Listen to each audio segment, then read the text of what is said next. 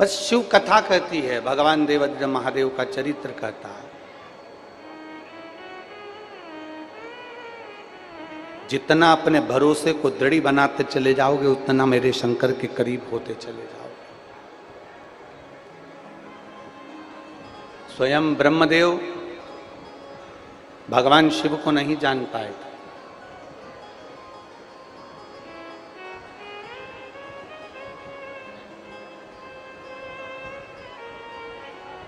ब्रह्मा जी भगवान शंकर को नहीं पहचान पाए, और नहीं पहचान पाए तो उन्होंने, ब्रह्मदेव ने स्वयं भगवान नारायण से कह दिया था कि मुझे मेरे पिता का नाम मालूम है कि आप मेरे पिता हो, पर क्या आपको आपके पिता का नाम मालूम है कि आपका पिता कौन है?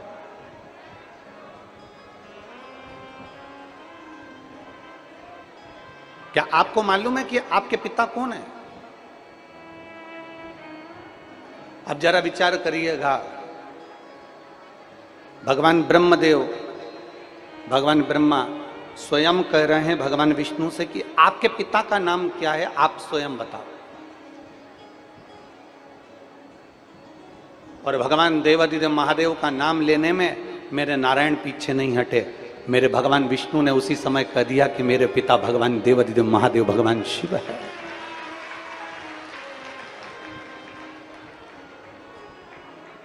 जिसने दिया है ना, उसका गुणगान करने में पीछे क्यों हटना? यहां पर ये हजारों पत्र आते हैं। आखिरी दिन आप लोग पत्रों का दर्शन करेंगे कि यहाँ इतने सारे पत्रों का ढेर लग जाता है, पत्र पत्र इकट्ठे हो जाते हैं। ये पत्र क्यों लिखते हैं लोग? क्योंकि उनको मालूम है जब भगवान नारायण अपने पिता का नाम, भगवान विष्णु का, भगवान नारायण भगवान शिव का नाम लेने में पीछे नहीं हटते, ब्रह्मा जी अपने पिता का नाम लेने में पीछे नहीं हटते। जिसने दिया उसका नाम लेने में पीछे क्यों हटना? इसलिए लोग पत्र लिख कर भेजते हैं कि मेरे महादेव को जल चढ़ाने पर मुझे क्या फल की प्राप्ति हो। महादेव को जल समर्पित करने पर, मेरे महादेव का नाम स्मरण करने पर, मेरे महादेव को एक बेलपत्र समर्पित करने पर, मेरे शंकर के मंदिर जाने पर मुझे क्या फल की प्राप्ति हुई। और शंभु शरणे मांगू घड़ी रे दुख काढ़ो दया करीने दर्शन शंभु शरणे मांगू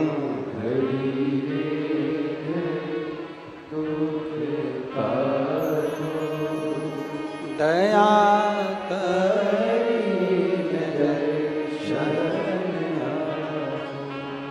जब तुम्हें महादेव दे, जब तुम पर महादेव कृपा कर दे, जब तुम पर देवादिदेव महादेव की करुणा हो जाए, तो उस समय पर समझना कि मैं अकेली नहीं, मेरे साथ में मेरा शंकर, मेरे साथ में मेरा देवादिदेव महादेव मेरे संग में चल रहा है। अच्छा, शिव जी को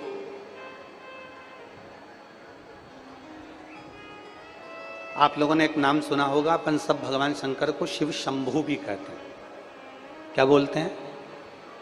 जम के जरा बोलो, शिव शंभु। शंभु का मतलब क्या है? स्वयं भू। शंभु का मतलब क्या है? स्वयं प्रकट होने वाला, आजन्मा, मृत्यु से परे। मेरे राम जी महाराज को पृथ्वी पर आना पड़ा तो मेरे राम जी महाराज को वापस जाना पड़ा। मेरे भगवान कृष्ण को पृथ्वी पर आना पड़ा तो मेरे भगवान कृष्ण को वापस जाना पड़ा। साधु संत ब्राह्मण गुरुजन तपस्वी जन साधक जन उपासक जन और आप और हम, जब पृथ्वी पर कोई मनुष्य जन्म लेता है तो उसको वापस जाना पड़ता है। मानव का जन्म मिला है तो वापस जाना पड़ता है। पर मेरे देवादिदेव महादेव को कहा गया शिव शंभु। शंभु का मतलब है कि जो स्वयं प्रकट हुआ है, जो स्वयं सामने प्रकट हो गया, जो स्वयं है, जिसका कोई माता नहीं, जिसका कोई पिता नहीं और जिसका कोई शुरुआत से लेकर कोई अंत नहीं दिखता, वो स्वयं शिव शंभु स्वयं प्रकट होता है और अपने जनमानस का कल्याण करता है स्वयं।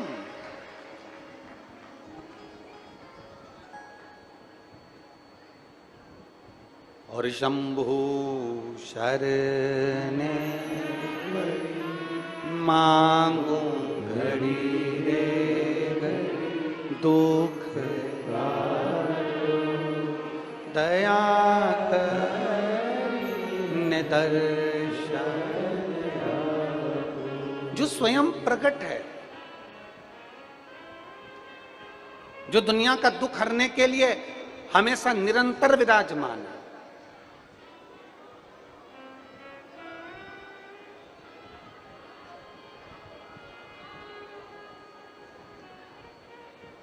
कल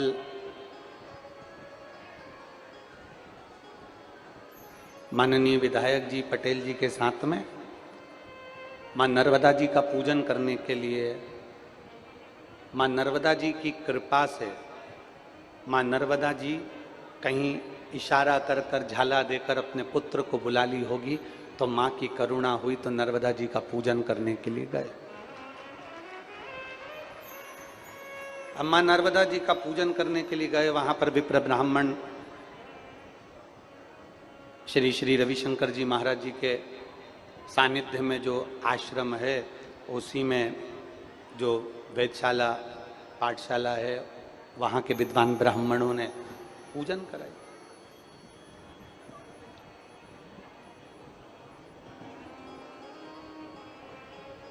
अब पूजन करते करते माँ रेवा मैया की गोद में, माँ रेवा जी के जल में, महारानी के उस आंचल में, माँ रेवा मैया के जल के अंदर मछलियों का दर्शन हो रहा है। जरा ध्यान देना कथा पर, बहुत बहुत जो अनुभव किया वो बताने में कुछ नहीं जाता। रेवा मैया के आंचल में, रेवा मैया की गोद में, मेरी माँ नर्मदा मैया की गोद में, माँ रेवा के जल में मछलियों का दर्शन हो रहा था, छोटे छोटे जीवों का दर्शन हो रहा था। कोई मछली बड़ी थी, कोई मछली छोटी थी, कोई बहुत छोटा सा जीव था, कोई बड़ा जीव था, और वो रेवा मैया की गोद में अटखेलियां कर रहे थे।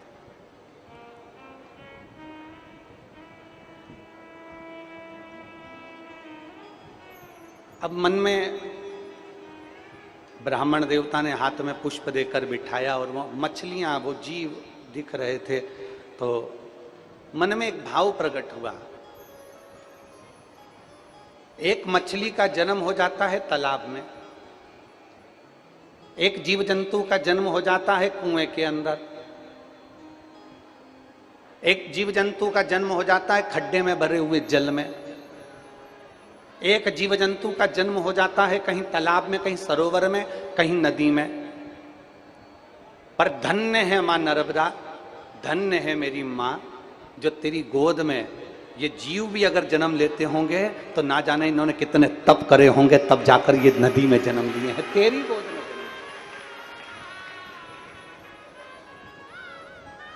मां, इन मछली ने, इन कीड़ों ने, इन जीवों ने मां कितना तप करा होगा, कितना तप। मां, इन जीवों ने कितना तप करा होगा, तब तेरे जल में, हे माई नर्मदा।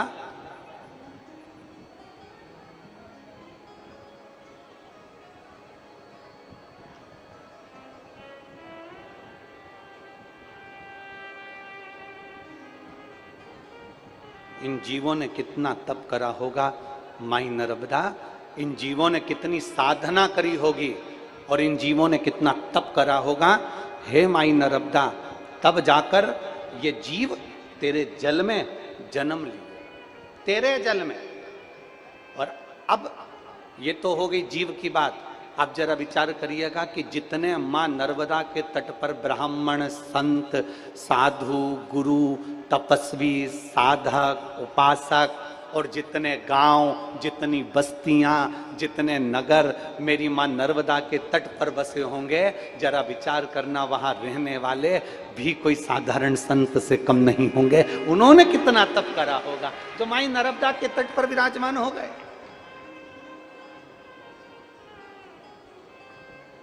और जितने आज कथा में बैठे हो, पंडालों में तो जगह नहीं है, पर रोडों पर जो बैठे हुए हैं, पेड़ों की छांव में जो बैठे हुए हैं, जो इधर उधर जहां तहां विराजमान है, गाड़ियों के नीचे अपना अपना टेंट, अपना अपना छाता लगा लगा कर जो लोग बैठे हुए हैं, जरा ध्यान देना कि मां नर्मदा की गोद में जो जीव जन्म लिया वो भाग्यशाली है। मां नर्मदा के तट पर जितने जीव रह रहे हैं, जो गांव, जो संत, जो शहर, जो नगर, साधु, सन्यासी, ब्राह्मण, संत, तपस्वी जो मां नर्मदा के तट पर रह रहे हैं, वो तो भाग्यशाली हैं। पर आज आप और हमारा भी भाग्य है जो मां नर्मदा ने अपने को झाला देकर यहां कथा सुनने के लिए बुला लिया।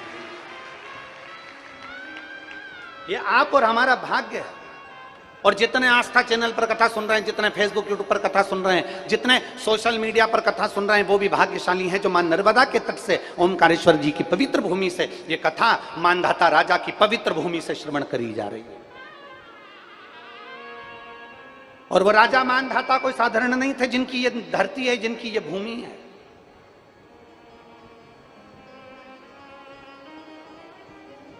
उज्जैन में क्या महाकाल बाबा ऐसे ही प्रकट हो गए? काशी में क्या मेरे विश्वनाथ जी ऐसे ही प्रकट हो गए? सोमनाथ जी में क्या मेरे सोमेश्वर महादेव ऐसे ही प्रकट हो गए? नागेश्वर भगवान क्या ऐसे ही प्रकट हो गए? मल्लिकार्जुन क्या ऐसे ही प्रकट हो गए? केदारनाथ जी में क्या केदारेश्वर बाबा ऐसे ही प्रकट हो गए? क्या वेदनाथ जी में वेदनाथ जी ऐसे ही प्रकट हो गए? क्या ओमकारेश्वर में मेरा ओमकारनाथ ऐसे ही प्रकट हो गया? नहीं, मेरा ओमकारेश्वर बाबा ऐसे ही प्रकट नहीं हुआ। ना जाने कितने तप साधना कितना कितना करा होगा, तब जाकर हमको और आपको, और ये कली काल में 12 ज्योतिर्लिंग में अगर लिंग का दर्शन, शिव का दर्शन यदि आप और हमको हो रहा है, तो अपने आप को भाग्यशाली समझना कि मेरे भोले बाबा की बड़ी कृपा है जो 12 ज्योतिर्लिंग का दर्शन हो रहा है।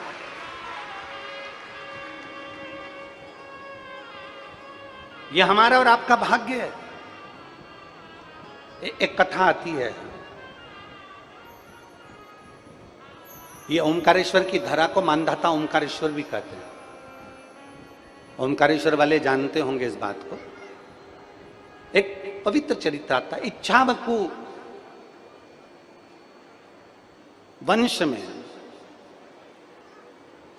एक राजा हुए जिनका नाम था योगनाश। बड़े प्रतापी थे, बड़े धर्मात्मा थे, भगवान की अविरल भक्ति में डूबने वाले थे, और इनका तपबल बड़ा तीव्र था।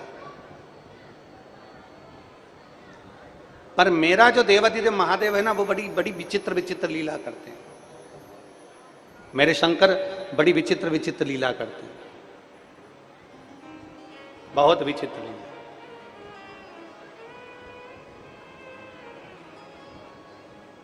अब शिव महापुराण की कथा कहती है, हमारे भजन पर, हमारी तप साधना पर, हमारे भोजन का बड़ा प्रभाव पड़ता है।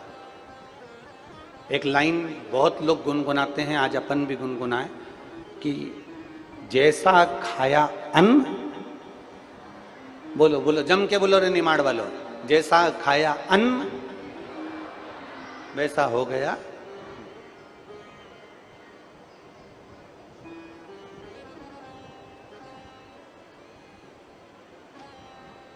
जैसा खाया अन्न वैसा हो गया।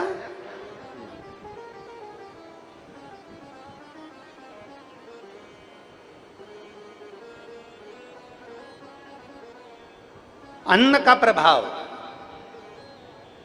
एक चरित्र आता है, एक राजा थे, एक सेठ था, और वो सेठ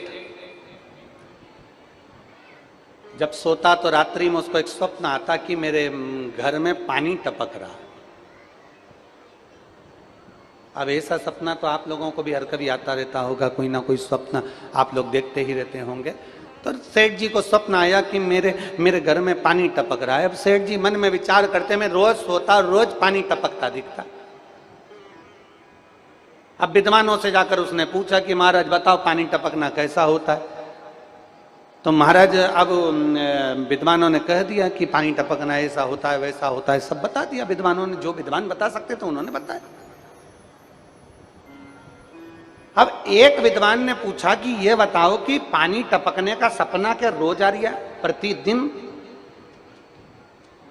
अब सपना भी आता है तो रोज बदल बदल के आए तो चल जाए कि भाई कभी दिन तुमको बिमलाबाई दिख जाए, कभी तुम्हें कमलाबाई दिख जाए, कभी बेरू सिंह दिख जाए, हैं, कभी रामकिशन दिख जाए, कभी अपना परदादा जी दिख जाए, कभी दादाजी दिख जाए, कभी अपना पुराना घर दिख जाए, कभी अपना नया घर दिख जाए, कभी कुछ दिख जाए, कभी कुछ दिख जाए। तो ये सपने आते रहे, चल जाए। कभी सांप दिख गया, कभी बिच्छू दिख गया।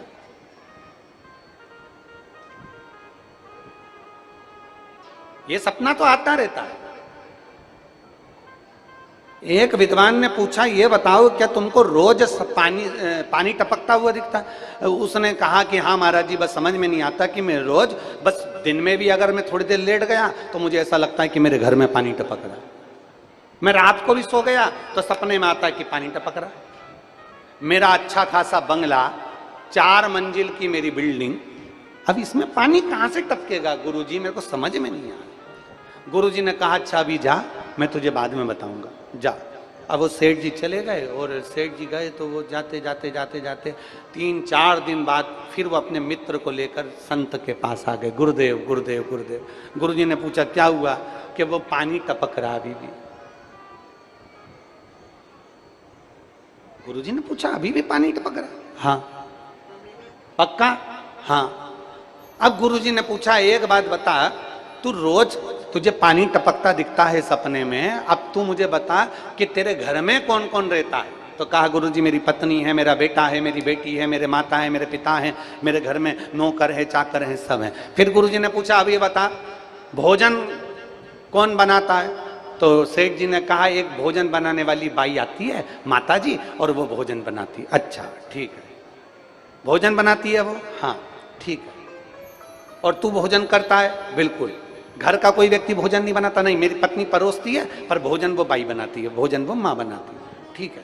अब संत ने कहा एक काम कर, आज तू घर जाना और वो भोजन वाली जो माँ हो ना, भोजन वाली जो बाई हो, उससे जरा बैठ कर बात करना कि माँ एक बात बता, तू कुछ दुखी है क्या? तुझे कोई तकलीफ है क्या? तुझे कोई कष्ट है क्या?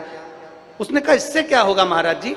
तो सेठ जी से कहा सेठ तू जरा जाकर मालूम तो कर। अब सेठ जी गए, भोजन बनाने वाली माँ जब भोजन बना रही थी, भाई जब भोजन बना रही थी, सेठ जी उसके पास में गए और जाकर पूछ लिया माँ एक बात बता, तू भोजन बनाती है, तेरे को कोई कष्ट है क्या? तेरे को कोई दुख है क्या? तेरे को कोई तकलीफ है क्या? इतने में बूढ़ी माँ रोती हुई बोली मैं क्या बताऊं सेठ जी, मेरा घर, बारिश का समय, 3 बच्चे मेरे, और वो घर में छपरे में से पानी दिन भर टपकता रहता है। मैं उसके टेंशन में इतनी रहती हूँ, मेरे बच्चे गीले होते रहते हैं, मैं कैसे उनको सुलाऊं? ये मेरा दुख है। मैं दिन भर यही सोचती रहती हूँ मेरे बच्चे कैसे सोएंगे, क्या करेंगे, पानी टपकता है मेरे घर के अंदर, बस वो मेरी तकलीफ है। इतने में दौड़ कर सेठ जी अपने संत के पास गए। गुरुजी मैंने उससे पूछ लिया, वो कह रही थी कि मैं दुखी हूं, मेरे घर में पानी टपकता है। बस गुरुजी ने कहा भोजन बनाने वाली जैसा भोजन बनाते समय अपनी बुद्धि और विवेक को रखती है, वैसा खाने वाले पर असर पड़ जाता है, और वो असर तुझ पर पड़ गया, वो असर तुझ पे पड़। जैसा खाया अन्न, बोलो बोलो रे जी जीवन सब बोलो, मेरे जी जान भी बोलो, जैसा खाया अन्न वैसा हो गया मन। जिस दिन आपको क्रोध आ रहा है, जिस दिन आपके मुख से अपशब्द निकल रहा है, जिस दिन आपके मुख से गाली निकल रही है, जिस दिन आपके मुख से बद्दुआ निकल रही है, जिस दिन आपके मुख से आड़े टेढ़े शब्द निकल रहे हैं, जिस दिन आपके मुख से अपशब्द निकल रहे हैं, जिस दिन आपके मुख से किसी के लिए आड़ा टेढ़ा निकल रहा है, समझ लेना हमने किसी ऐसे वैसे के घर का अन्न खा लिया, इसलिए हमारे मुख से आज अपशब्द निकल रहे हैं, हमारे मुख से आड़े टेढ़े वचन निकल रहे हैं, हमारे मुख से अपशब्द निकल रहे हैं। हमने किसी के यहाँ का कुछ ऐसा खा लिया, किसी के यहाँ का कोई पदार्थ आ गया, किसी के यहाँ का कोई भोग आ गया, किसी के यहाँ का कोई वस्तु आ गई जिसको हमने ग्रहण कर लिया, जिसके कारण आज मुझे क्रोध आ रहा है, जिसके कारण आज मुझे ईर्ष्या उत्पन्न हो रही है, जिसके कारण आज मुझे क्रोध की उत्पत्ति हो रही है। विचार करना, मनन चिंतन करना, बैठ के एकांत में विचार करना कि मैंने किसके घर का अन्न खा लिया जो आज मेरी बुद्धि बिगड़ गई, मैंने किसके घर का अन्न खाया। मैंने किसके घर का भोजन ग्रहण कर लिया जो मेरा विवेक बिगड़ गया? मैंने अपशब्द कैसे कह दिया? मैंने ताने कैसे दे दिए? मैंने गाली कैसे दे दी? मैंने आड़ा टेढ़ा कैसे कह दिया? मैंने क्रोध क्यों आ रहा है? जब घर में सब नॉर्मल है, जब घर में सब शांति है, तो तुम्हें क्रोध क्यों आ रहा है? समझना कि हमने कहीं किसी के घर का ऐसा अन्न तो नहीं खा लिया जिस अन्न के कारण आज हमें तकलीफ भोगना पड़ रही है। और मत बुरे कर्म कर बंदे वरना पछताएगा, भगवान की आंखों से तू बच नहीं पाएगा, तू बच नहीं पाएगा। अरे ओ अज्ञानी मत करना नादानी, अरे ओ अज्ञानी मत करना। जरा विचार करिए अपने भीतर, जरा अपने विचार करिए कि हम कौन सा अन्न ग्रहण कर रहे हैं। दो जगह बहुत ध्यान देना महाराज। आप ब्रज की रज में जाएं, मां यमुना जी का पान करिए।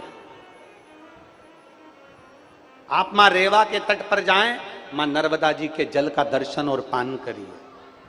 आप मां गंगा के घाट पर जाएं, काशी जाएं, हरिद्वार जाएं, आप प्रयागराज जाएं, मां गंगा के जल का आचमन करिए, प्रणाम करिए। और किसी मंदिर में, किसी मंदिर में, किसी देवालय में, किसी शिवालय में, मेरे राम के मंदिर में, मेरे कृष्ण के मंदिर में, मेरे शंकर के मंदिर में, मेरे नारायण के मंदिर में, मेरे गुरुजन के मंदिर में, मेरे दत्त भगवान के मंदिर में, मेरे भगवान के मंदिर में, 33 कोटि देवताओं के मंदिर में, और किसी सतगुरु की शरणागति में, किसी संत की कहीं समाधि स्थल पर, किसी संत के दरवाजे पर, किसी संत के आश्रम पर, किसी संत के द्वार पर अगर पहुंचे तो दो चीजों का स्मरण करना। एक बार वहां की रज को अपने मस्तक जरूर चढ़ाना, और दूसरी बार वहां अगर पीने के लिए पानी मिल जाए, जल आचमन करने के लिए मिल जाए, तो जल का आचमन जरूर करना। उससे हमारा मन, तन और बुद्धि पवित्र होती चली जाती है।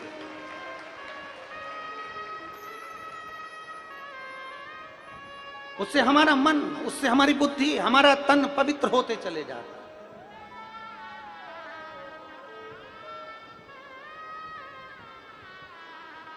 मैं धन्यवाद दूंगा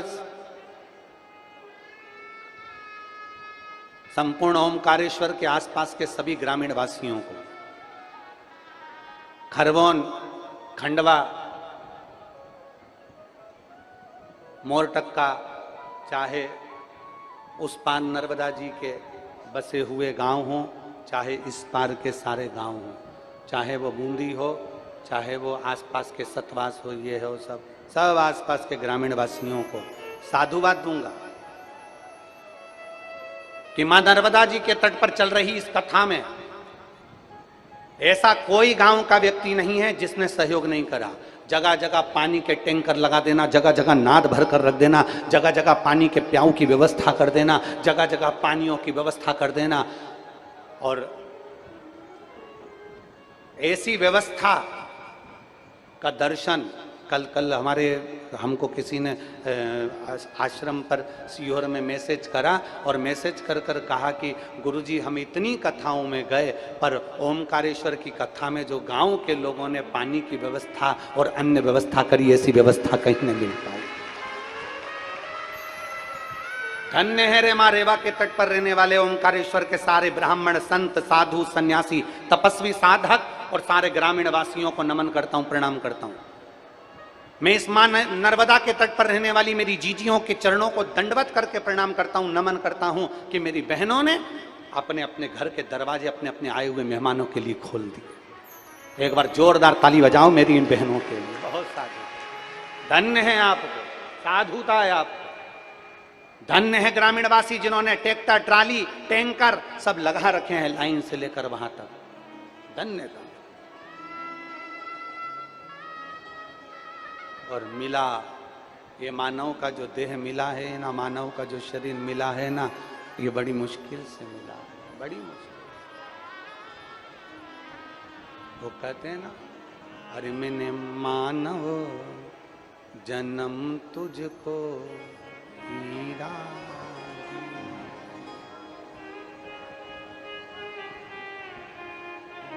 उसने बड़ी कृपा कर कर यह मानव जन्म दिया है, मानव का शरीर दिया।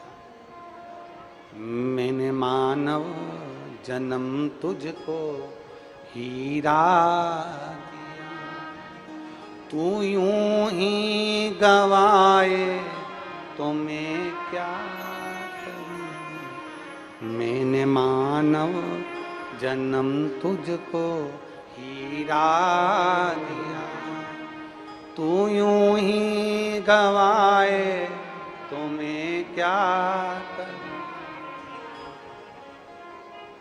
मैंने नैनों में ज्योति बराबर है दी, मैंने नैनों में ज्योति बराबर है दी।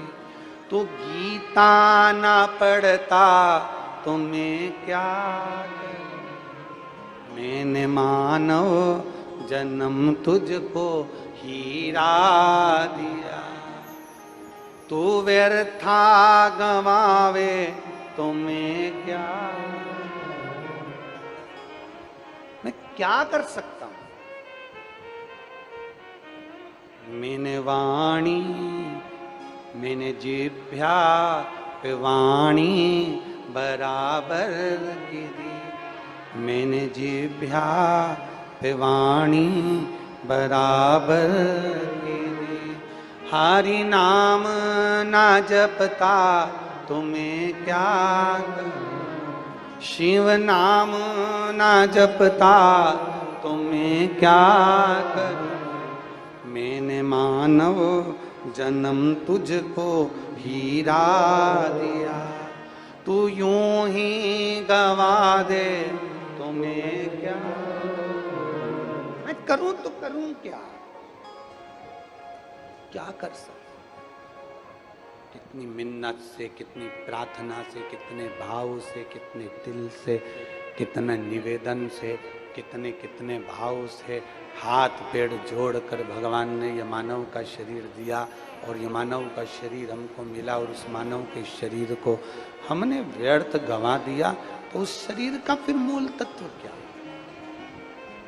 क्या मूल तत्व। इच्छावकु वंश में यौनाश्व नाम के एक राजा हुए, जिनका भजन प्रबल था, जिनकी भक्ति प्रबल थी, जिनका विश्वास प्रबल था। और जिनकी भक्ति, जिनका विश्वास, जिनका भरोसा प्रबल होता है, उस पर शिव की कृपा। एक पत्र है, देखिए।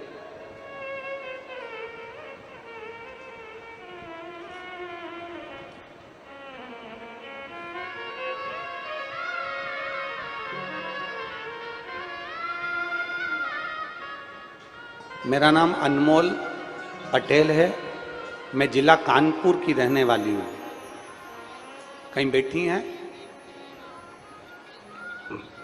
मेरा नाम अनमोल पटेल है, मैं जिला कानपुर की रहने वाली हूँ। कहीं बैठी हूँ तो हाथ हिला सकती हूँ। आप ही हैं? ऐसा हाथ हिला दो एक बार। मेरा नाम अनमोल पटेल। अनमोल जी वापिस हाथ हिलाओ एक बार। ठीक है, दिख गए। मेरा नाम अनमोल पटेल है, मैं जिला कानपुर की रहने वाली हूँ। एक लोटे जल का मैं क्या वर्णन करूं। आ जाओ अनमोल जी, आइए। माँ आई है क्या आपके साथ में? हाथ हिलाओ माँ, आप भी आ जाओ, आ जाओ, आ जाओ, दोनों आ जाओ। मेरा नाम अनमोल पटेल है, मैं जिला कानपुर की रहने वाली हूँ। गुरुजी, आप लोग पत्र को एलईडी पर पढ़ सकते हैं, आस्था चैनल पर पत्र को पढ़ सकते हैं। मेरा नाम अनमोल है, अनमोल पटेल, मैं जिला कानपुर की रहने वाली हूँ। गुरुजी, एक लोटे जल का मैं क्या गुणगान करूँ। मेरी माँ रेवा देवी को बच्चेदानी में कैंसर लास्ट स्टेज पर पहुँच गया था। बच्चेदानी में कैंसर लास्ट स्टेज पर पहुँच गया था। तब मैंने सन 2022 में आपकी कथा सुनी और मैंने अपनी माँ को शिव महापुराण के बारे में बताया, और वहाँ गुरुदेव कहते हैं कि बाबा पर विश्वास रखो और मंदिर जाओ और मंदिर में जाकर 1 लोटा जल भगवान को समर्पित करो, मंदिर में सफाई करो, मंदिर में जाया करो और मंदिर में सफाई करने के बाद भगवान का प्रणाम करो, जो जल चढ़ाओ उसका आचमन किया करो, उसी जल का आचमन कर लो। मैंने अपनी माँ से कहा और माँ ने वो करना प्रारंभ करा। मैं सीहोर गई, एक रुद्राक्ष लाई और रुद्राक्ष लाकर मैंने वो माँ को दिया, तांबे के कलश में उसको गलाकर शिव जी को चढ़ाकर उस जल का आचमन करना प्रारंभ करा। डॉक्टर ने कह दिया था कि लास्ट स्टेज का कैंसर है, अब इनका ठीक होना बड़ा कठिन है, अंतिम समय इनका चल रहा है। आज 2022 से मैंने भगवान देवादिदेव महादेव पर भरोसा करा, आज मेरा पूरा कैंसर समाप्त हो चुका है। मैं बाबा को यहाँ दंडवत प्रणाम करने के लिए आई हूँ, मैं शिव को प्रणाम करने के लिए। मेरा मोबाइल नंबर ये है,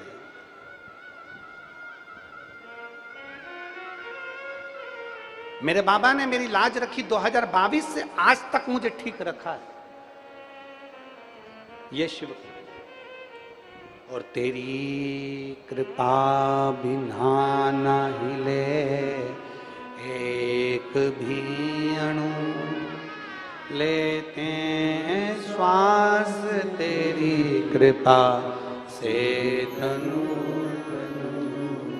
बखान क्या करूं मैं राखों के ढेर का, चपटी भभूत में खजाना कुबेर का। हे गंगधार मुक्ति द्वार ओंकार तू, भोले ओंकार तू। आयो शरण तिहार शंभु तार तार तू। हम देवादिदेव महादेव को अगर भरोसे के साथ में, हम देवादिदेव महादेव को विश्वास के साथ में, हम देवादिदेव महादेव को एक भरोसे के साथ, एक विश्वास के साथ हम देवादिदेव महादेव को जब रिझाते हैं तो मेरा महादेव सुनता जरूर है। मेरा शिव, मेरा ओघड़दानी, मेरा शंभू सुनता जरूर है।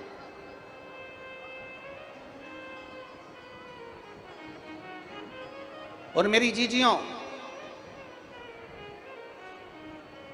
और जितने मेरे जीजा बैठे हैं और जितने मेरे भाई बहन यहाँ पर बैठे हैं, जितनी मेरी माताएं बैठी हैं, जितने मेरे भाई बंधु बैठे हैं, उन सब से कहूंगा, मेरी बेटियों से कहूंगा, मेरे बेटों से कहूंगा, आवाज में, मेरी बेटियों से कहूंगा, मेरे बेटों से कहूंगा, आप कर्म करो, मेहनत में कोई कमी मत आने देना। आपकी मेहनत में अगर कोई कमी नहीं आई तो यह विश्वास मानकर चलना, तुमने जो शंकर जी को 1 लोटा जल चढ़ाया है तो भरोसा रखना कि मेरा बाबा तुम्हारी नैया डूबने नहीं देगा, तुम्हें पार जरूर लगा। हाँ, मेहनत ही ना करो। कई लोग संसार में ऐसे हैं जो भाग्य के भरोसे बैठे हुए हैं। हमें पंडित जी ने कह दिया, हमें महाराज जी ने कह दिया, हमें गुरु जी ने कह दिया, सब बदलेगा, समय आएगा तब हो जाएगा। कुछ मत करो, घर में बैठे हुए हैं, फालतू के बैठे हुए हैं, कुछ काम ही नहीं कर रहे और कह रहे हैं कि जब समय आएगा सब अच्छा होगा ना। फिर किसी ने पूछा तुम काम पर क्यों नहीं जा रहे, तुम काम क्यों नहीं कर रहे, तुम फॉर्म क्यों नहीं भर रहे, तुम कंपटीशन एग्जाम की तैयारी क्यों नहीं कर रहे, तुम पढ़ाई क्यों नहीं कर रहे, तुम मेहनत क्यों नहीं कर रहे। तो वो कई जीजियों कह देती, मेरी बेटियां कह देती हैं, बेटे कह देते हैं, हम तो एग्जाम दे दे के थक गए, अब नहीं दूंगी मैं, तो हम तो एग्जाम दे देकर थक गए, अब मैं एग्जाम नहीं दूंगी, हम तो मेहनत कर करके थक गए, अब मेहनत नहीं करूंगा, अब नहीं करूंगा। जो लोग कहते हैं ना कि हम फॉर्म भर भर के थक गए, हम मेहनत कर कर के थक गए, हम परीक्षा दे दे कर थक गए, हम प्रयास कर कर के थक गए, अब नहीं करेंगे, उनके लिए कथा आती है कि एक व्यक्ति रोड के किनारे पे से जा रहा था और रोड के किनारे पर हाथी बंधे थे, और हाथी भी बंधे थे तो वो रस्सी से बंधे थे। थोड़ा ध्यान देना। हाथी कैसे बंधे हैं? जम के तो बोलो, रस्सी से। अब व्यक्ति के दिमाग में आया इतना बड़ा हाथी और रस्सी से बंधा। अगर हाथी को बांधना था तो चेन से बांधना था, हाथी को बांधना था तो लोहे की जंजीर से बांधना था, हाथी बंधा वो भी रस्सी से। गजब के लोग हैं। व्यक्ति को बेचैनी होने लगी, आखिर हाथी और रस्सी से बंधा, हाथी और रस्सी से बंधा हुआ है। बड़ी बेचैनी, बड़ी बेचैनी।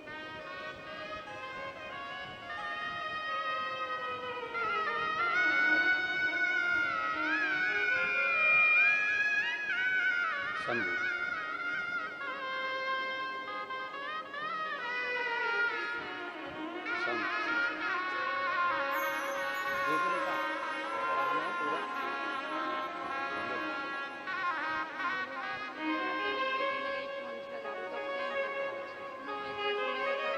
अब ठीक है। माँ कह रही हैं हम मंदिर जाते हैं 2022 से कैंसर लास्ट स्टेज का था और डॉक्टर ने कह दिया था कि कुछ महीने की हूं, और 22 से मंदिर जा रही हूं और झाड़ू पोछा कर रही हूं। आज मैं पूर्ण तरह से स्वस्थ।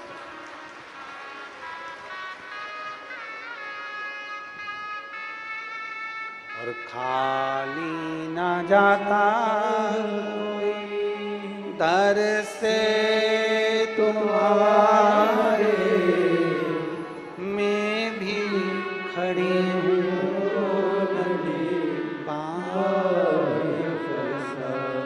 एक पत्र कल आया था, उस पत्र में एक बहन ने लिखा था कि मेरे बच्चे को एक ऐसी बीमारी हो गई जिस बीमारी का इलाज ना विदेश में है ना देश में।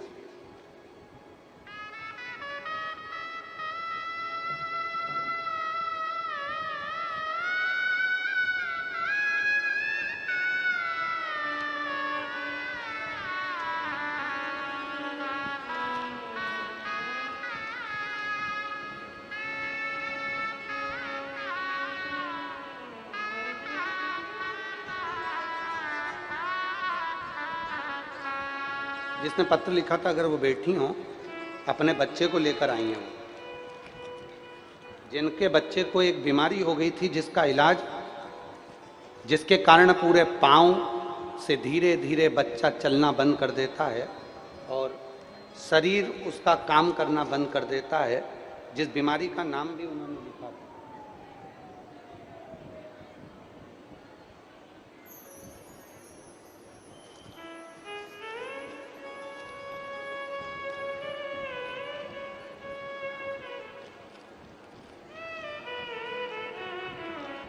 बैठी हैं कहीं, उत्तर प्रदेश से कोई आई थी।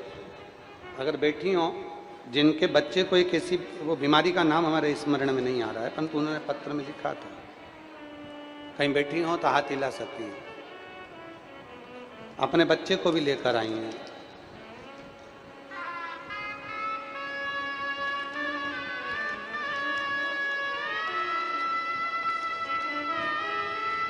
शंभू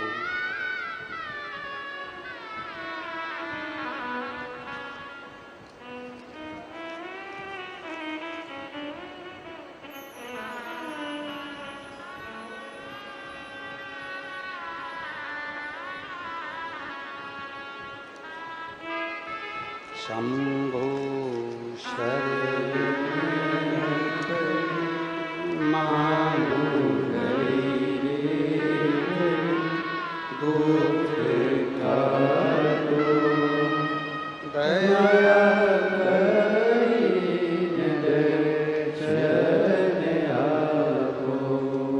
शंभो शरण पड़ी मानो घड़ी रे घड़ी दुख काटो दया करी दर्शन आपो।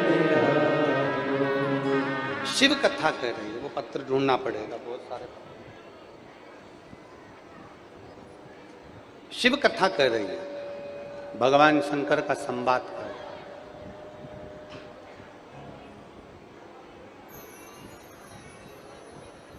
अगर वो कहीं बैठी हो तो अपने बच्चे को लेकर आ सकती है, वो पत्र ढूंढना पड़ेगा वो। तो उन्होंने पत्र में लिखा कि उस बीमारी का इलाज कहीं नहीं, उसमें धीरे धीरे पांव काम करना बंद करते हैं, शरीर काम करना बंद करता है, और बाद में वो पांव और शरीर पूरा काम करना बंद कर देता है। और मेरी बेटी ने, मेरे बच्चे ने चलना बंद कर दिया। और शिव के मंदिर में चढ़ा हुआ जल, शंकर के मंदिर में चढ़ी हुई बेलपत्र इतना प्रभाव कर गई कि मेरा बच्चा आज बाबा की कृपा से ठीक होकर इस पंडाल में आकर बैठा। उसने पत्र में लिखा।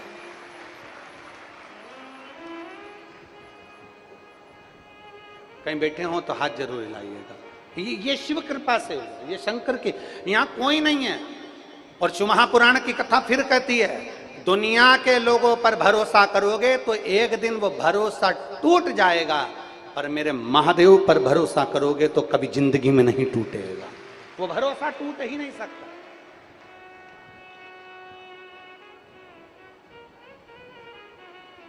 आप किस पर भरोसा कर रहे हैं? आप किसके ऊपर विश्वास कर रहे हैं? आप किसके ऊपर भरोसा कर रहे हैं? आप किसके ऊपर भरोसा कर कर बैठे हो? किसके ऊपर भरोसा आप कर रहे हो? आपके ऊपर वो निर्भर करता है। आपका विश्वास किसके प्रति है वो आप पर निर्भर करता है।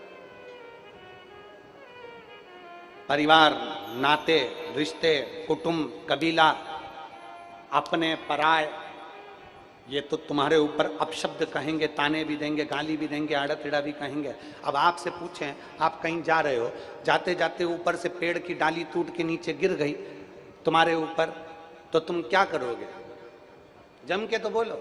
अगर तुम जा रहे हो और पेड़ की डाली टूट के गिर गई तुम्हारे ऊपर, तुम्हारे सामने छोटी सी डाली तुम्हारे ऊपर गिर गई और तुम्हें जाना है, तो तुम करोगे क्या? बोलो, जल्दी से बोलो, क्या करोगे? पेड़ की डाली छोटी सी टूट के तुम्हारे ऊपर गिर गई और तुम्हें जाना है, तुम्हें इस रास्ते से निकल कर जाना है, कहीं जा रहे हो, तुम कहीं पहुंच रहे हो और तुम्हारे ऊपर पेड़ की डाली छोटी मोटी टूट टूटा के जरा सी डाली गिर गई, तो तुम करोगे क्या? उस डाली को पकड़ के बैठे रहोगे?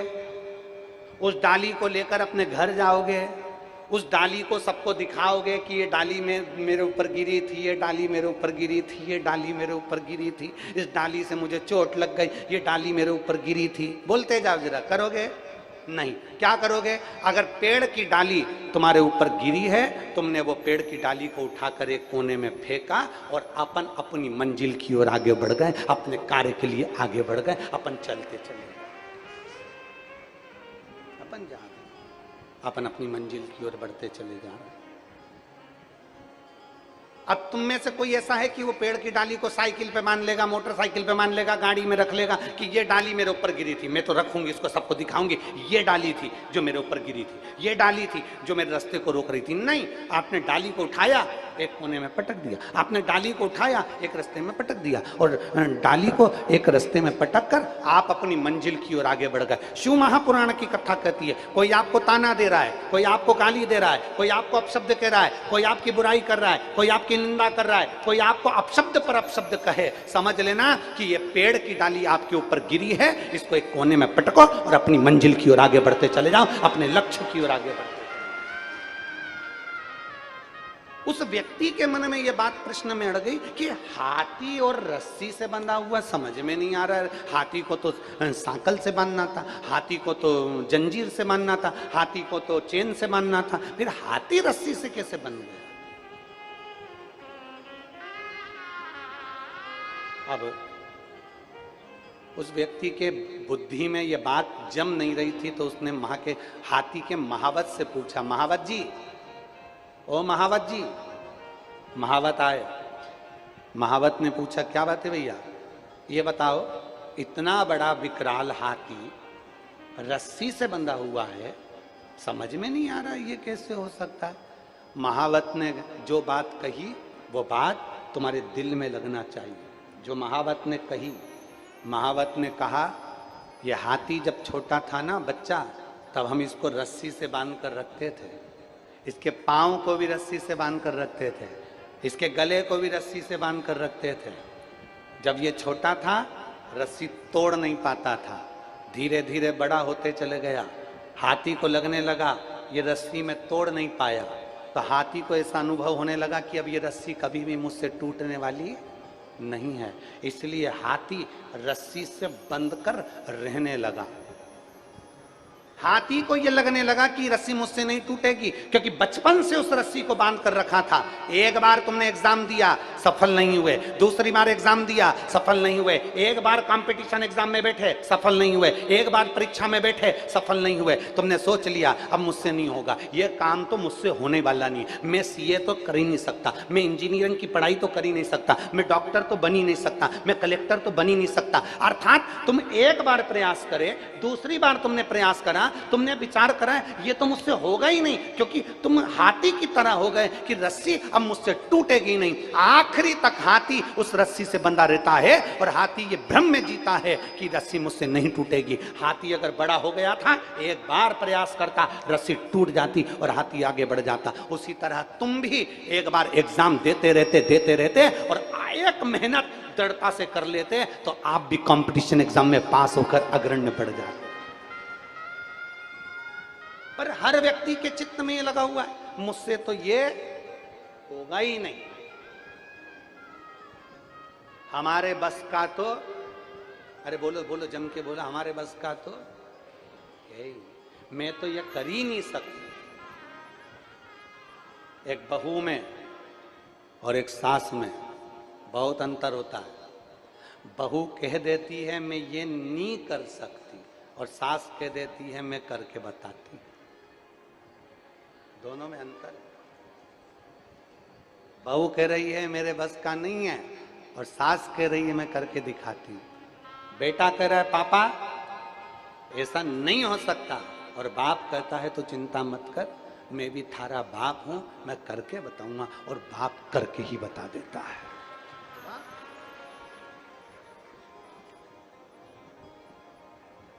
हम भ्रम में जी रहे हैं। एक बार मेहनत, एक पत्र है देखिए,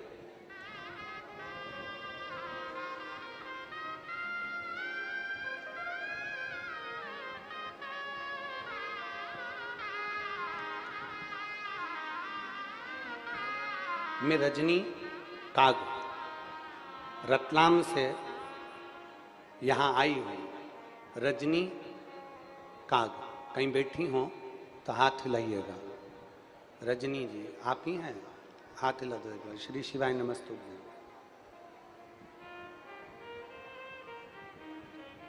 आ जाओ, एक बेलपत्र ले जाना, आ जाइए। मैं रजनी काग रतलाम से आई हूं। पत्र को आप लोग एलईडी पर पढ़ेंगे, आस्था चैनल पर पढ़ेंगे। मैं रजनी काग रतलाम से आपके प्रवचन की कथा सुनने के लिए आई हूं। जिस प्रकार गूंगा मिठाई के स्वाद का वर्णन नहीं कर सकता, केवल स्वयं महसूस करता है, वैसे ही शिव जी की महिमा का मैंने अंतर मन से महसूस किया है और इसका श्रेय बाबा भोलेनाथ को देती हूँ। गुरुजी, मेरी शादी को 2 साल हो चुके थे किंतु संतान नहीं हुई थी। मैंने डॉक्टर से चेकअप करवाया था।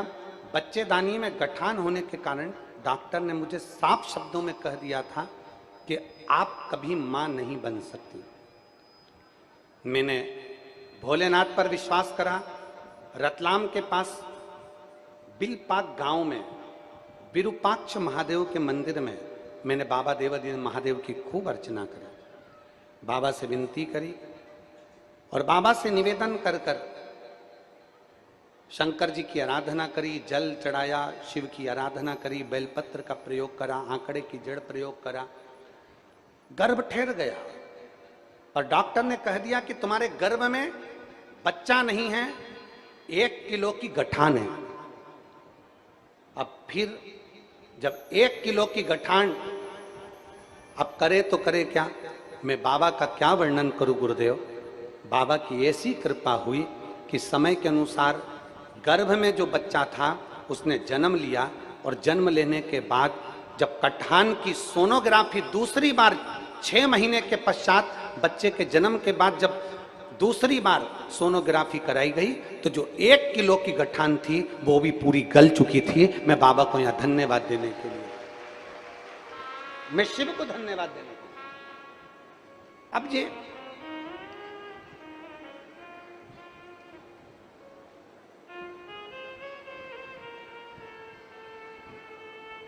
मेरे बाबा दया करना, मैं तेरे भरोसे हूँ। मेरे बाबा दया करना, मैं तेरे भरोसे हूँ। ना घर के भरोसे हूँ, ना परिवार के भरोसे हूँ, ना घर के भरोसे हूँ, ना परिवार के भरोसे हूँ। मेरे बाबा दया करना, मैं तेरे भरोसे हूँ। भोले बाबा दया करना, मैं तेरे भरोसे हूँ। शिव के आश्रित होता है।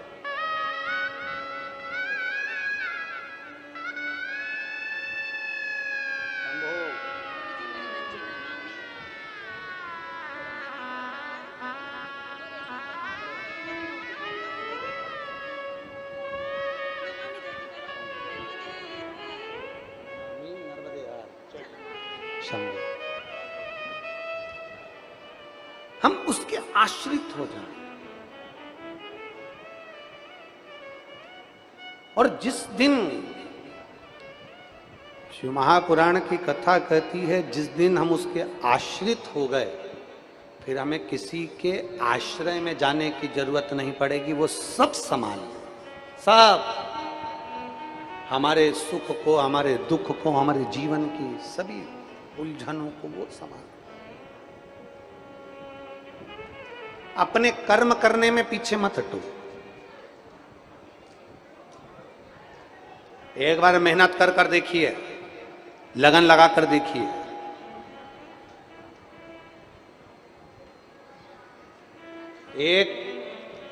इसमें लिखा है 1 किलो की गठान गर्भ में थी।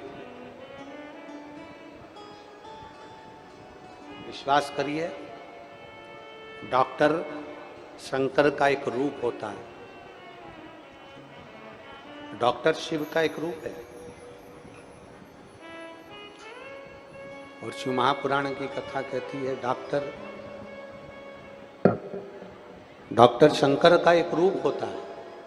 शिव महापुराण की कथा कहती है डॉक्टर का इलाज भी चलने दो, क्योंकि वो शंकर का एक प्रतिबिंब है, शंकर का एक रूप है।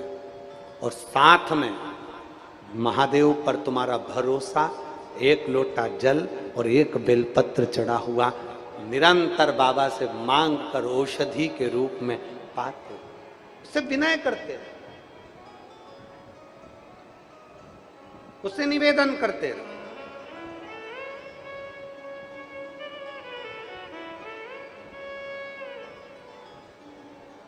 और जब आप उससे निवेदन करेंगे, प्रार्थना करेंगे, और बहुत ध्यान देना इस प्रसंग पर कि यहां शास्त्र कह रहा है, यहां यौवनाश्व की कथा कर रही है।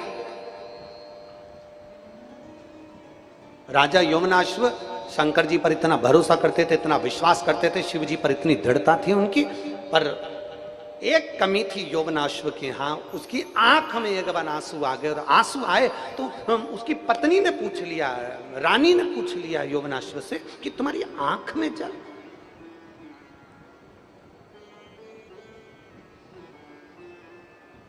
महाराज, शंकर का भक्त अगर रोता है ना, तो ना जाने कितनों को रुला देता है। इसलिए शिव महापुराण की कथा एक बात कहती है कि जीवन में प्रसन्न रहना सीखो। प्रसन्न, जीवन में जितने खुश रह सकते हो उतने खुश रहना सीखो। दुनिया में जितने आनंद में रह सकते हो उतने आनंद में रहना सीखो।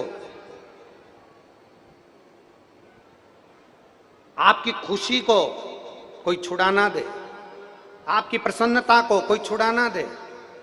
और फिर निवेदन करूंगा, पहले की कथा में कहा, आज फिर कहते हैं,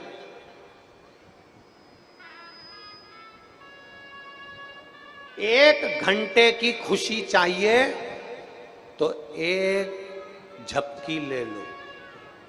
मतलब थोड़ी देर, अरे बोलो तो जम के, जो पहले बोल चुके हम आज फिर कह रहे हैं, एक घंटे की खुशी चाहिए तो झपकी ले लो। एक दिन की खुशी चाहिए तो गाड़ी लेकर कहीं पिकनिक करने, कहीं घूमने, कहीं हिल स्टेशन चले जाओ। कितने दिन की खुशी? जम जम के बोलते जाओ जरा। एक दिन। एक घंटे की खुशी चाहिए तो क्या करना पड़ेगा? झपकी ले लो। एक दिन की खुशी चाहिए तो क्या करना है? कहीं घूमने चले जाओ। एक महीने की खुशी चाहिए तो आज ही शादी कर लो।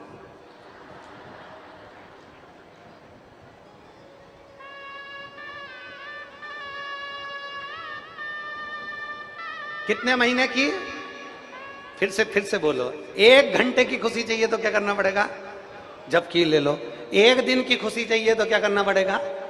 घूमने चले जाओ। और एक महीने की खुशी चाहिए तो आज ही शादी करो। एक वर्ष की खुशी चाहिए तो अंबानी जितना पैसा कमा लो। और अगर जिंदगी भर की खुशी चाहिए तो जिस अवस्था में रह रहे हो उस अवस्था में मुस्कुराना सीख लो। जिस अवस्था में रह रहे हो, झोपड़े में रह रहे हो तो झोपड़े में खुश रहो, और महल में रह रहे हो तो महल में खुश रहो।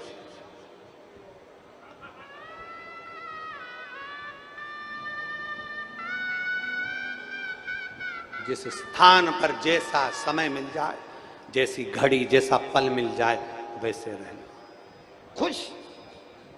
और खुशी अगर सीखना है तो नर्मदा जी के तट पर रहने वाले एक एक झोपड़े में रहने वाले व्यक्ति से सीखो कि नर्मदा जी जब उछाल पर आती है, घरों में पानी भरा जाता है तो भी उसके चेहरे की स्माइल कम नहीं होती। और माँ जब चली जाती है अपनी खेती में फिर लग जाता है, स्माइल खत्म नहीं।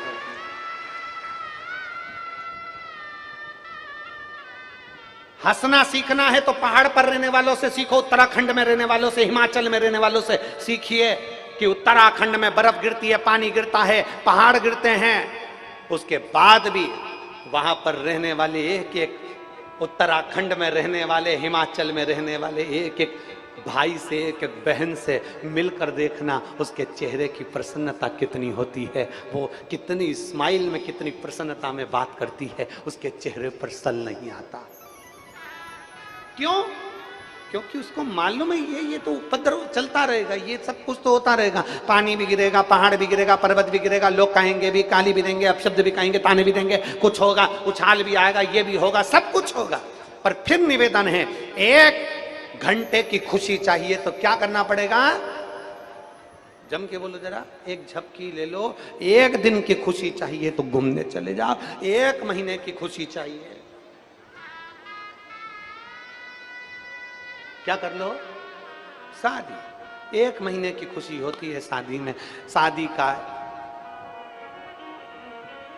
एक महीना पति बोलता, पत्नी सुनती। शादी का दूसरा महीना पत्नी बोलती, पति सुनता। शादी के बाकी के महीने पति पत्नी दोनों बोलते, पूरा मोहल्ला सुनता। खुशी चाहिए। एक घंटे की खुशी चाहिए, सो लो। एक दिन की खुशी चाहिए, घूमने चले जाओ। एक महीने की खुशी चाहिए, शादी कर लो। एक वर्ष की खुशी चाहिए तो अंबानी जितना पैसा कमा लो। और जिंदगी भर की खुशी चाहिए तो सुख में रहो, चाहे दुख में रखो। जाई विधि राखे राम, ताई विधि रहिए। जिस हालात में रह रहे हो उसमें प्रसन्न रहिए। जिस हालात में,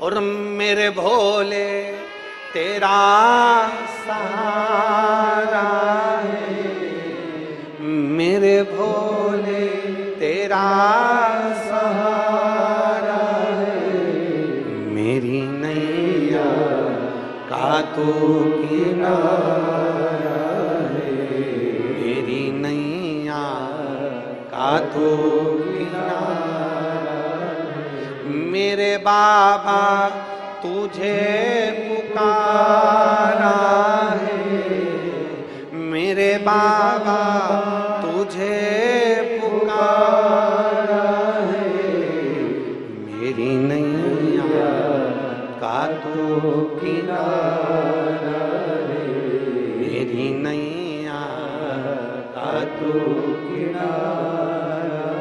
ये जिंदगी की प्रसन्नता का केंद्र बिंदु है। जैसे रखे राम ताही विधि रहिए, जैसे राम जी रखे वैसे रहिए, जैसी प्रसन्नता में रखे वैसे रहने का प्रयास करिए। शंकर जी ने जैसा हमारा जीवन दिया है उसमें खुश रहिए। जैसी हमारी जिंदगी जी चल रही है उससे अच्छी कोई की जिंदगी नहीं हो सकती, उससे अच्छी कोई की जिंदगी नहीं हो सकती। आप जाई विधि राखे राम ताही विधि रहिए,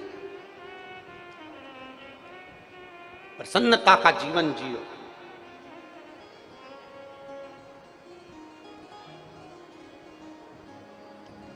कौन दुखी नहीं संसार में? अरे बोलो तो जम के, ऐसा कोई बता दो जिसको दुख नहीं है। और जिसकी जिंदगी में दुख आया शंकर भगवान ने उसका दुख टाला। मेरे भगवान कृष्ण ने शंकर की आराधना करी है, शिव की आराधना करी है। मेरे राम जी ने लंका पर चढ़ाई करने से पहले शिव की आराधना करी। ऐसा कोई बता दो जिसने शंकर की आराधना नहीं करी हो, शिव की आराधना नहीं करी हो। जितने देवता 33 कोटि देवी देवताओं का एक लेख उठाकर देखिए कि सबने शंकर की आराधना करी, शिव की आराधना के बिना रहे नहीं। तेरी कृपा बिना न हिले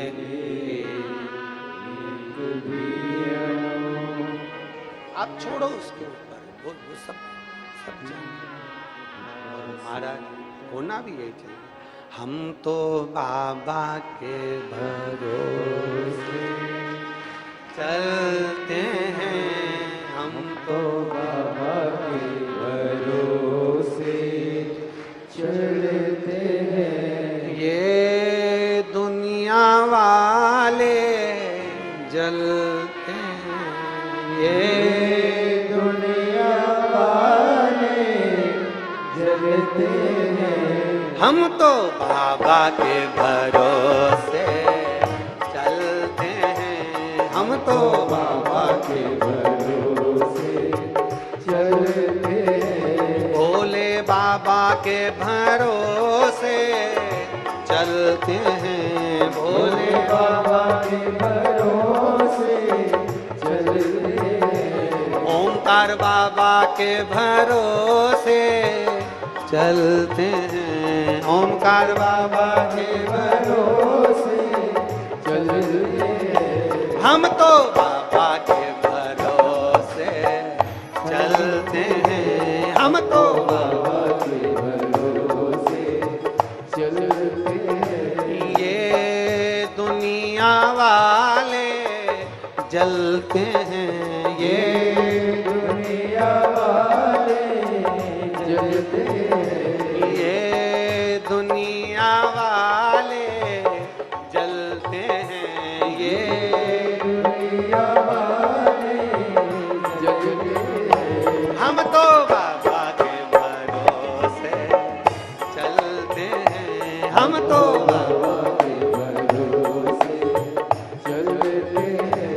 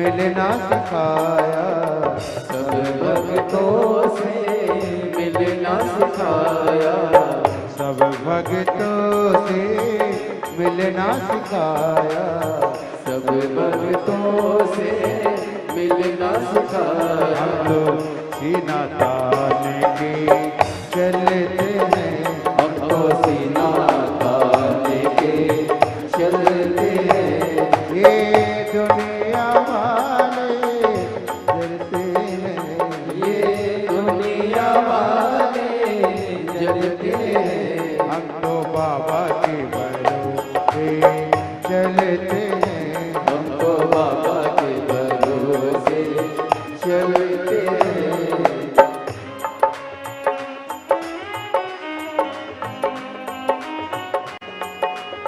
राधे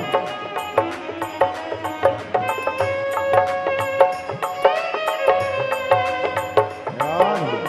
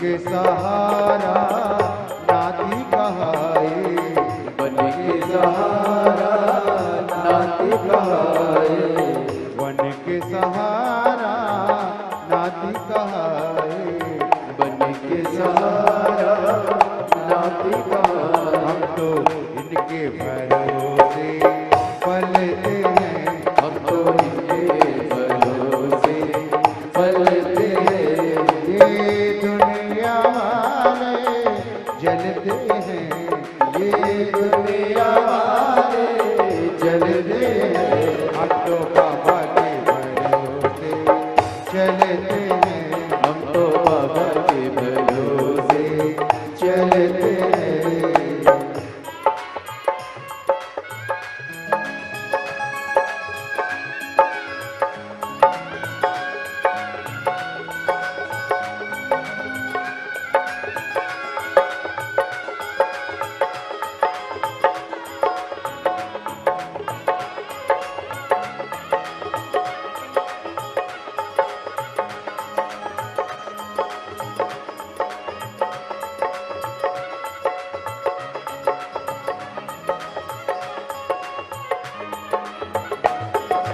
भाव से दोनों हाथों से ताली से बजा देते हैं। जितने पेड़ के नीचे बैठे हैं वो भी दोनों हाथों से बड़े भाव के साथ राधे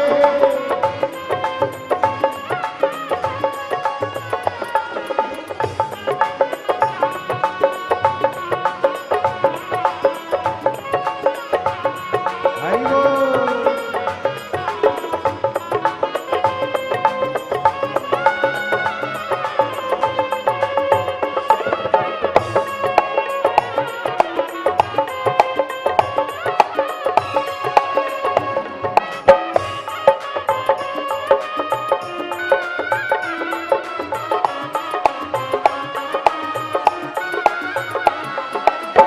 दुनिया वाले क्या पहचाने, दुनिया वाले क्या पहचाने, दुनिया वाले क्या पहचाने, दुनिया वाले क्या पहचाने, भोले हमारे दिल की जाने, भोले हमारे दिल की जाने, भोले हमारे दिल की जाने, भोले हमारे दिल की जाने। इनके नाम से संकट टलते हैं, इनके नाम से संकट टलते हैं, ये दुनिया वाले जलते हैं, ये दुनिया वाले जलते हैं।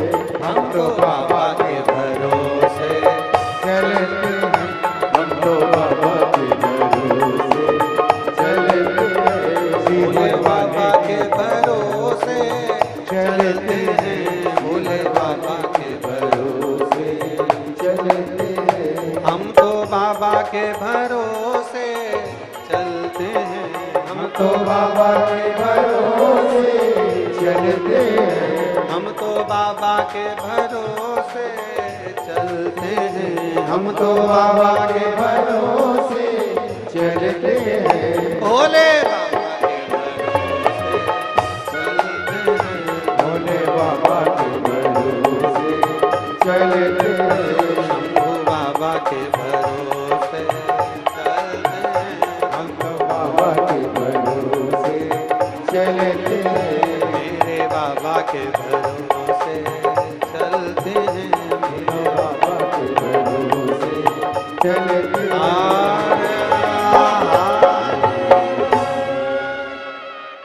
अपने स्थान पर बैठकर भगवान देवाधिदेव महादेव से प्रार्थना करेंगे, भाव से विनय करेंगे, निवेदन करेंगे, दिल से प्रार्थना करेंगे। जहाँ जगह मिले वहाँ बैठकर भगवान देवाधिदेव महादेव से अपने मन की बात बड़े भाव के साथ नर्मदे,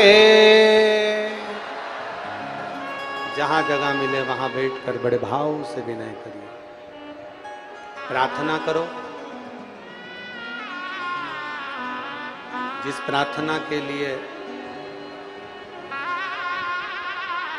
सब आसन लगाकर बैठते हैं, आप और हम सब मिलकर भगवान देवाधिदेव महादेव से, ओमकारेश्वर बाबा से, माँ नर्मदा जी के तट पर माँ की गोद में बैठकर माँ से विनय करते हुए, निवेदन करते हुए बाबा से प्रार्थना करते हैं। दिल से बाबा को निवेदन करेंगे। श्री शिवाय नमस्तुभ्यं, श्री शिवाय नमस्तुभ्यं,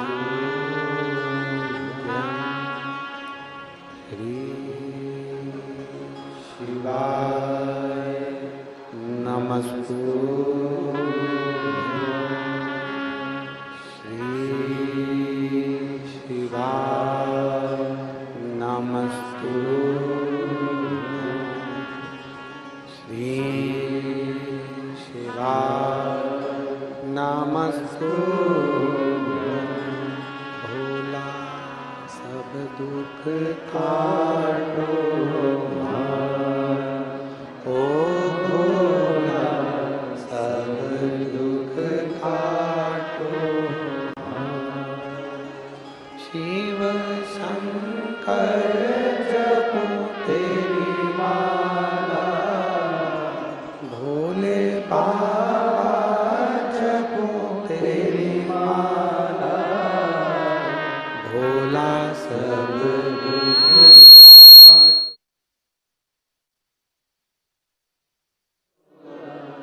सब दुख काटो,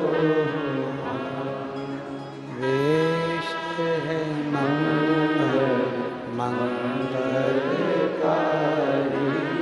वेश है मंगलकारी, शमशान वासी हमारा, शमशान वासी हमारा, ओ भोला सब दुख काटो ओ भोला सब दुख काटो।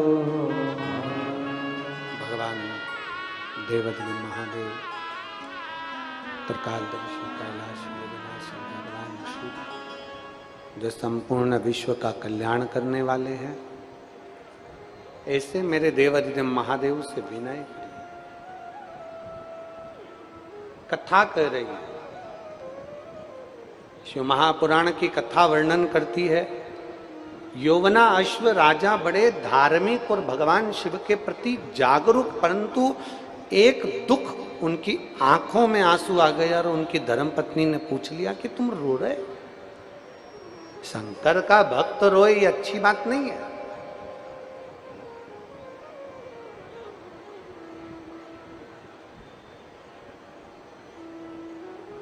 तुम रो रहे हो?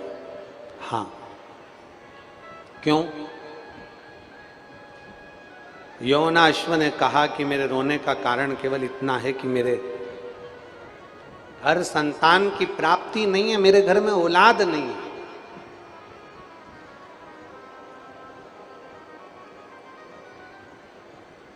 मेरे घर संतान नहीं है, मेरे घर औलाद नहीं है। और फिर निवेदन करेंगे, तुम रूका जी का नाम लेकर, तुम रूकेश्वर महादेव का नाम स्मरण कर कर सफेद आंकड़े की जड़ देवाधिदेव महादेव पर से घुमाकर कमर में नारी अगर बांधती है, थोड़ा समय लग सकता है। फाइल अगर मोटी है तो थोड़ा दुख काटने में समय लग सकता है, पर मेरा महादेव किसी की गोद खाली नहीं रख सकता, संतान जरूर देता, औलाद जरूर देता। मेरा महादेव खाली नहीं रख सकता।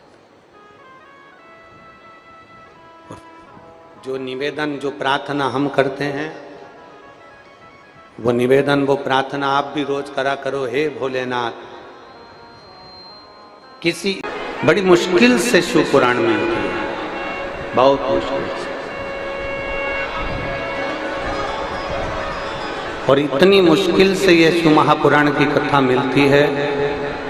कहीं आपके और हमारे भाग्य, आज बैसाखी पूर्णिमा के आनंद में कुछ भगवान ने बहुत बड़ा पुण्य करा होगा जो एक पवित्र कथा आप और हमको मिल गई।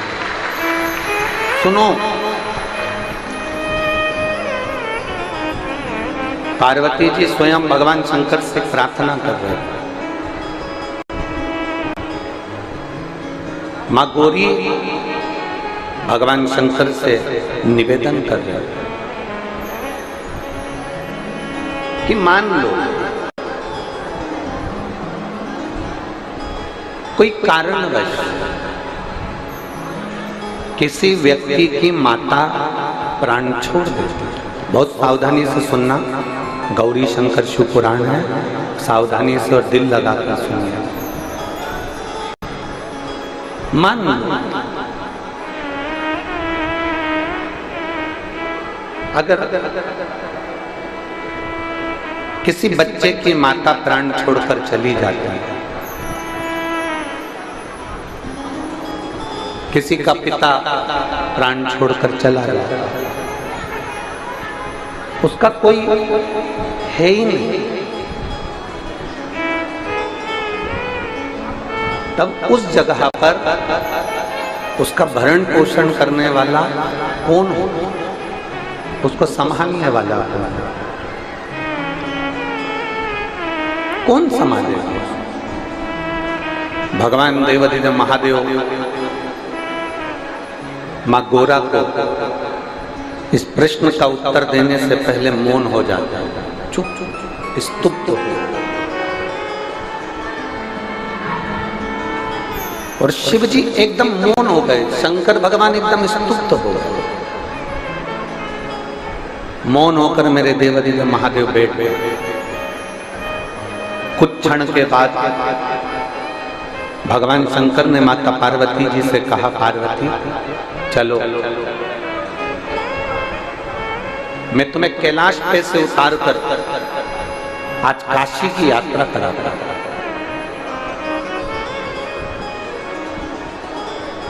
पूरी भारत की भूमि पे शंकर जी के मंदिर में पार्वती जी मिलेंगे। पूरी भारत की भूमि पे अपने कुरूद के जितने मंदिर हों शंकर जी के, उनमें जाके दर्शन करना, पार्वती जी उनके साथ हैं। धमतरी के जितने मंदिर हों, रायपुर के जितने मंदिर हों, भाटापारा के जितने मंदिर हों, कौकड़ी के जितने मंदिर हों, आसपास सुहेला आदि के जितने भी मंदिर हैं, आप उनमें जाकर देखिएगा, शंकर जी के मंदिर में पार्वती जी हों। शिवजी माता पार्वती जी को काशी की यात्रा करा रहा, और काशी की यात्रा कराते कराते पार्वती जी ने क्या देखा कि यहाँ पार्वती के रूप में पार्वती शंकर के साथ नहीं है। भारत की भूमि पर केवल एक स्थान ऐसा है जहां पर शंकर भगवान के साथ में पार्वती जी नहीं है, जहां पर शंकर भगवान के साथ अन्नपूर्णा माता विराजमान है, और वो काशी की पवित्र भूमि है। वहां पार्वती जी नहीं, वहां कौन बैठी है?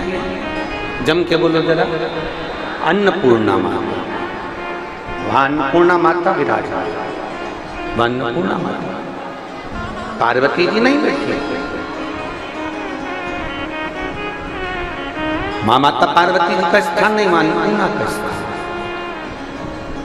पार्वती पूरे विश्व के मंदिर चली जाओ, पूरी पृथ्वी पर भ्रमण कर, जितने मंदिर मिलेंगे उसमें तू मेरे साथ में विराजमान।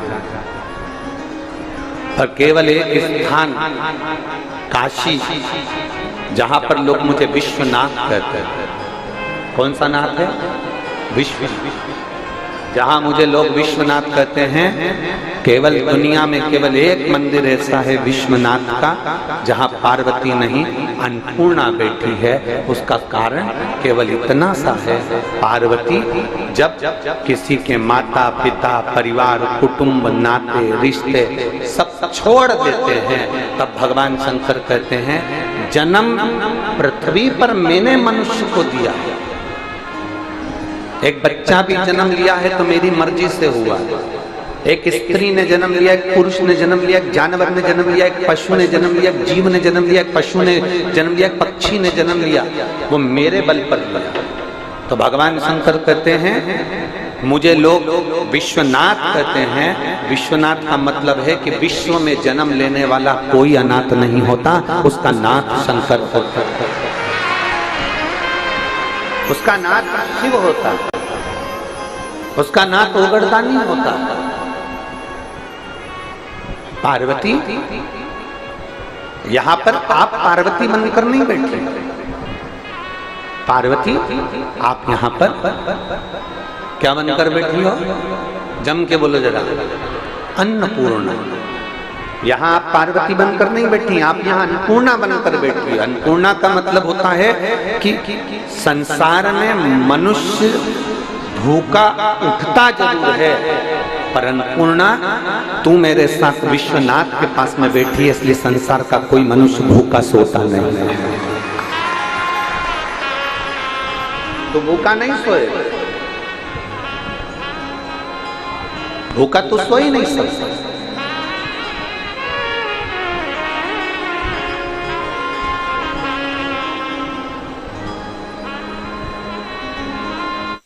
भूखा नहीं रह सकता, तो भूखा सो ही नहीं सकता। कभी मौका मिले ना, एक काशी में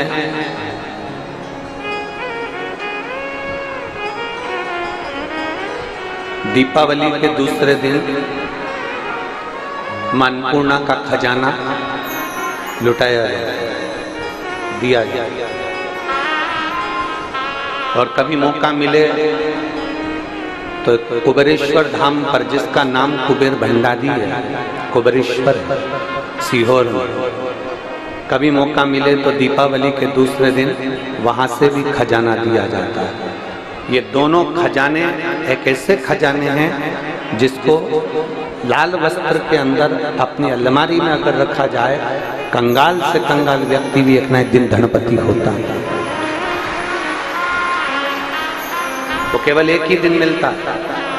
अन्नपूर्णा का खजाना काशी में, कुबेर भंडारी का खजाना दीपावली के दूसरे दिन सुबह प्राप्त हो। शिव तत्व की प्राप्ति। पार्वती, मैं विश्वनाथ हूं। विश्वनाथ, मृत्यु लोक में जन्म लेने वाला कोई मनुष्य अनाथ नहीं है। कई माताएं कह देती है मैं तो अकेली पड़ गई। नहीं, कई बच्चे कह देते हैं गुरुजी हमारा कोई नहीं है, हम अकेले।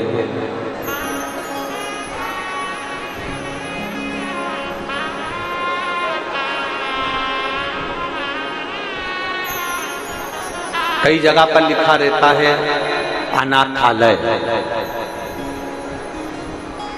कई जगह पर लिख देते हैं लोग अनाथालय, पर हम हाथ जोड़कर निवेदन करते हैं अनाथालय लिखने की जगह लिखो कि विश्वनाथ का घर, अनाथालय नहीं। यहाँ पर आप पालन कर रहे हो ना बच्चे का, यहाँ बच्चे का पोषण कर रहे हो, पालन कर रहे हो, तो वह अनाथ कैसे हो सकता है? कि जिसके सिर ऊपर तेरा हाथ प्रभु, सो दुख काहे का पाए प्रभु, वो दुख काहे का पाए प्रभु। जिसके सिर ऊपर तेरा हाथ प्रभु, वो दुख काहे पाए प्रभु, वो दुख काहे को पाए प्रभु। जो जावे तेरे सत्संग में, जो जावे सत्संग में, वो दुख काहे को पाए प्रभु, वो दुख काहे को पाए प्रभु। जिसके सिर ऊपर तेरा हाथ प्रभु, वो दुख काहे को पाए प्रभु, वो दुख काहे को पाए प्रभु। जो लेता तेरा नाम प्रभु, जो लेता तेरा नाम प्रभु, ओ दुख काहे को पाए प्रभु, वो दुख काहे को पाए प्रभु। जिसके सिर ऊपर तेरा हाथ प्रभु, वो दुख काहे को पाए प्रभु, वो दुख काहे को पाए। जिसके सिर पर तेरा हाथ,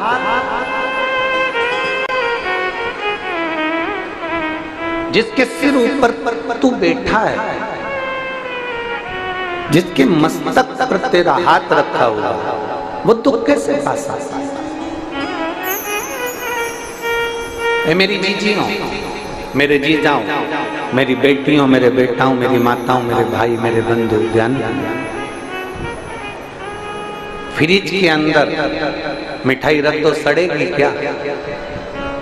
फ्रिज के अंदर दूध रख दो, सड़ेगा क्या?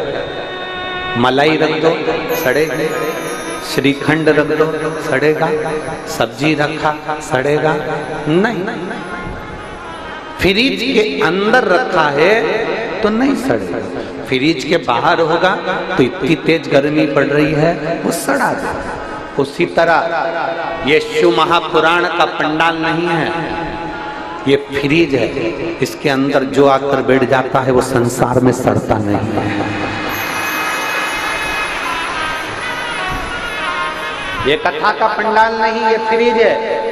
इस फ्रिज में जो आकर बैठ गया वो संसार में नहीं सड़ेगा। नहीं तो गर्मी बहुत पड़ रही है अहंकार की, गर्मी बहुत पड़ रही लोभ की, गर्मी बहुत पड़ रही वासना की, तृष्णा की, आसक्ति की, अहंता की, झूठ की, प्रपंच की, ये गर्मी पड़ रही है। ये गर्मी इस आत्मा को सड़ा देगी। इसलिए इस शरीर को, इस मन को शिव की कथा में जरूर लेकर शंकर के पंडाल में जाकर बैठो।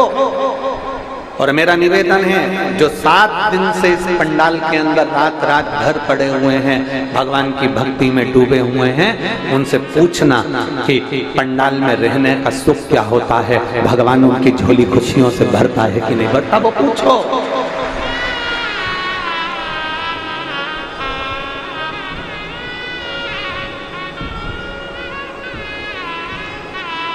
हमसे अगर कोई जजमान बात करता है और हमसे पूछता है कि गुरुजी शिव महापुराण का सबसे ज्यादा फल कब मिलता है, हम उनसे कहते हैं अपना धन, अपनी चेन, मंगलसूत्र, मोबाइल, पर्स सब घर छोड़ो। भले तुम 5-6 दिन अपने घर में रहो, मना नहीं है, पर भले तुम यजमान हो, एक रात्रि तुम कथा के पंडाल में दरी बिछाकर सोकर देखो, उसका आनंद क्या है, उसका सुख क्या होता है। श्रीमद् भागवत में तो लिखा हुआ है, भागवत के नियम में, कि दरी बिछाकर सोना चाहिए, एक समय फलाहार, एक समय भोजन करना चाहिए, फिर ऐसा करना चाहिए। श्रीमद् भागवत में बहुत सारे नियम बताए हैं। शिव महापुराण का कोई नियम नहीं है। शिव महापुराण का केवल एक नियम है कि जिस मन से, जिस भाव से, जिस दिल से आप शंकर के भक्त की सेवा कर सकते हो, उस भाव से करो। और शिव महापुराण की कथा को पंडाल में रहकर एक रात्रि विश्राम कर, एक रात्रि विश्राम क्यों? शिव महापुराण की कथा कहती है, काशी में एक रात्रि रुकोगे, सोमनाथ में एक रात्रि रुकोगे, महाकाल में एक रात्रि रुकोगे, ओंकारेश्वर में एक रात्रि रुकोगे। कभी तुम 12 ज्योतिर्लिंग की कथा सुनना, उसमें वर्णन आता है कि प्रत्येक ज्योतिर्लिंग में एक रात्रि जरूर रुकना चाहिए। और शिव महापुराण में लिखा वेद व्यास जी ने, अगर 12 ज्योतिर्लिंग में आप एक रात्रि नहीं रुक सकते तो शिव महापुराण के पंडाल में एक रात्रि रुकना चाहिए, एक रात्रि का विश्राम। इसलिए हम कहते हैं कथा का छठा दिन कौन सी रात्रि कहलाती है? शिवरात्रि। हम कहते हैं वो शिवरात्रि कहलाती है। एक रात्रि आप विश्राम कर कर शंकर को पाने का प्रयास करें। शिव को ढूंढते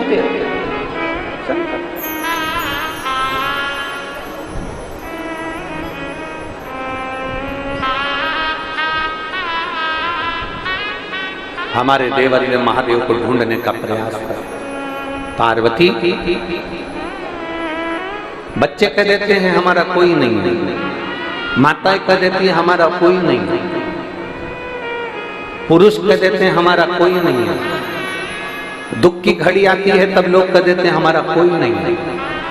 शिव महापुराण की कथा कहती है, माता के गर्भ से जब जन्म लिया था ना, जोड़मा बच्चे भी होते हैं ना, तो उसमें भी 2-5 मिनट का गैप हो जाता है। माँ के गर्भ से जब जन्म लिया था तो अकेले पैदा हुए थे, मरोगे तो भी अकेले जाओगे। इसलिए संसार में ये मत सोचना कि कौन अपना कौन पराया।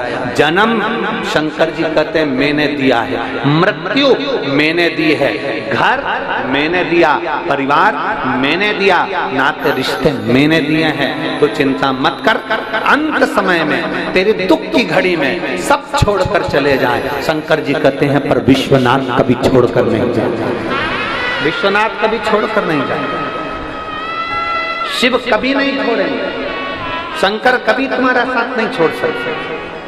जो एक बार हाथ में जल पकड़कर महादेव को चढ़ा देता है, उस हाथ को महादेव पकड़ लेते हैं, फिर छोड़ते नहीं है। तुम भले मंदिर जाओ मत जाओ, तुम मंदिर जाना भी छोड़ दोगे ना तो विश्वनाथ तुम्हें नहीं छोड़ेगा, वो नहीं छोड़। हींग की डब्बी देखी है? अरे बोलो तो जम के। हींग की डब्बी खाली हो जाए, उसको धो दो, साफ कर दो 25 बार 50 बार, साबुन से धो, सरफ से धो, तुम्हारे पास में जो जो सामान हो सब से धो लो। हींग की डब्बी को रगड़ रगड़ के धो लो, पूरा साफ कर दो, सर्फ से धो लो। 1 महीना, 2 महीना, 5 महीना, 10 महीने बाद फिर वो हींग की डब्बी को निकालना, उसकी हींग की डब्बी में हींग की खुशबू आती ही है। उसी तरह एक बार अगर मेरे महादेव को जल चढ़ा दिया तो ये हाथ महादेव तुम्हारे मरते दम तक नहीं छोड़ता है, वो खुशबू आती ही है। हींग की डब्बी को भले तुम 50 बार धो लो तो भी हींग की खुशबू आती है। जिसने महादेव को जल चढ़ा दिया वो महादेव का हो गया। फिर वो महादेव उसको भटकने नहीं देते, उसको त्राड़ नहीं देते। दुख आएगा हमारे कर्म के अनुसार, हम ये नहीं कहेंगे कि दुख नहीं आएगा। संसार में कोई ऐसा बाबा नहीं है, संसार में कोई ऐसा महाराज नहीं है, संसार में कोई ऐसा व्यक्ति नहीं है जो तुम्हारे दुख को कम कर दे, कोई नहीं है। संसार में दुख काटने वाला तो केवल एक है, वो देवाधिदेव महादेव है। सियोर वाले महाराज में कोई सामर्थ्यता नहीं कि वो आपके दुख को काट दे। संसार का कोई बाबा, कोई महाराज तुम्हारे दुख को नहीं काट सकता, क्योंकि ललाट पर जो लिखा हुआ है, पूर्व में जो तुम कर कर आए हो उसका भोग तो ये मनुष्य देह में तुम्हें भोगना ही पड़ेगा। तुम्हारा कर्म तुम्हें भोगना। गुरु की करनी गुरु बढ़ेगा, चेला की करनी चेला उड़ जाएगा हंस अकेला। अपना अपना कर्म सबको भोगना। पेट तुम्हारा दुखता है तो पेट हमारा दुखता है, पाँव तुम्हारे दुखते हैं तो पाँव हमारे दुखते हैं। बस अंतर इतना है कि तुम दवाई खाओगे तुम्हारा पेट बंद होगा, हम दवाई खाएंगे हमारा पेट बंद होगा। उसी तरह हमारे पूर्व के किए हुए कर्म कोई दूसरा नहीं काट सकता। हम शंकर भगवान पे जल चढ़ा चढ़ाकर, उनकी आराधना कर कर, श्री शिवाय नमस्तुभ्यम कहकर, कथा सुनकर अपने दुख को काट सकते हैं, अपने कर्म को काट सकते हैं। अपने दुख अपने को काटना है, कोई दूसरा नहीं काटेगा। अपने कर्म का भोग अपने को भोगना है, कोई दूसरा नहीं भोगेगा। सब अपने कर्म का भोग भोगेंगे। कबीरा बाबा तो कहते हैं कि गुरु की करनी गुरु भरेगा, चेला की करनी चेला और उड़ जाएगा हंस अकेला। सबको अपना कर्म भोगना है। इसलिए आपका दुख अलग है। संसार में हर व्यक्ति, तुम्हारी अड़ोसन पड़ोसन धड़ोसन जितनी बैठी है ना, सबसे पूछो, सबका दुख अलग है। किसी का पेट दुखे, किसी का पाँव दुखे, किसी का हाथ दुखे, किसी को ये परेशानी, किसी को बहू, किसी की सास, किसी का बेटा, किसी की बेटी, किसी का आसमान, किसी की धरती, किसी की पृथ्वी, किसी का आकाश, सबका दुख है। संसार में ऐसा कोई मनुष्य पैदा ही नहीं हुआ जिसको सुख नहीं। बस केवल तुलसी या संसार में भांत भांत के सब हैं, सबको दुख है, सबको कष्ट है। परंतु याद रखना, दुख सबको है।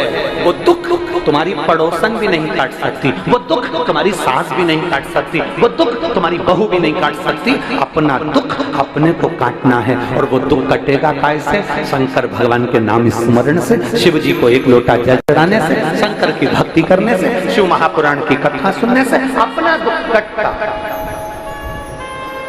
लोग कहते हैं ना, कथा में जाने से क्या फायदा होता है? हम कहते हैं तुम चलकर तो जाओ।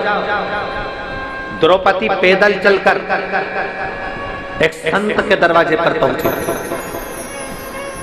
संत ने संकल्प लिया था, 108 अश्वमेध यज्ञ का फल दोगे तो मैं तुम्हारे यहां भोजन करूंगा। द्रौपदी ने जाकर कहा, बाबा हमारे यहां भोजन करो। संत ने कहा, द्रौपदी तेरे पतियों ने तो एक बार भी 108 अश्वमेध यज्ञ नहीं करे, केवल एक यज्ञ करा तेरे पति ने, और तू कह रही है कि 108 अश्वमेध यज्ञ कर लिए। द्रौपदी कहती है, बाबा जितने कदम चलकर मैं मंदिर तक जाती हूँ, जितने कदम चलकर मैं शिवालय तक जाती हूँ, जितने कदम चलकर मैं सत्संग तक जाती हूँ, जितने कदम चलकर शिव महापुराण तक जाती हूँ, जितने कदम चलकर संत के दरवाजे तक जाते हैं, उतने अश्वमेध यज्ञ हम अपने जीवन पे कर लेते हैं। इसलिए आप मेरे यहाँ भोजन कर लेते हैं। कभी विचार करिए, आप इतनी संख्या में आते हो, लाखों की संख्या में आते हो, और लाखों की संख्या में आते हो। ये आपके पत्रों का जो ढेर लगा पड़ा हुआ, अभी हम निकालेंगे इन पत्रों को, आपको दर्शन कराएंगे। इतने पत्र प्रत्येक कथा में आते हैं। प्रत्येक कथा में ऐसी कोई कथा नहीं जिसमें पत्र नहीं आते। इन पत्रों को आप देखिए,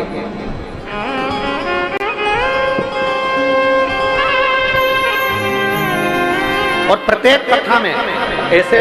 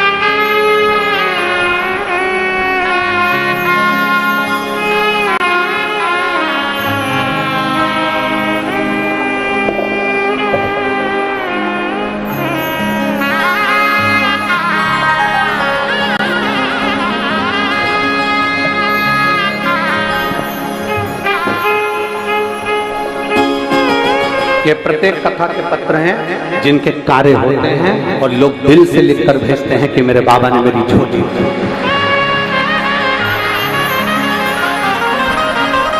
इसमें मोबाइल नंबर भी होता है, एड्रेस भी होता है, कौन से गांव का है, क्या फोन नंबर है, क्या मोबाइल नंबर है, इन पत्रों में होता है।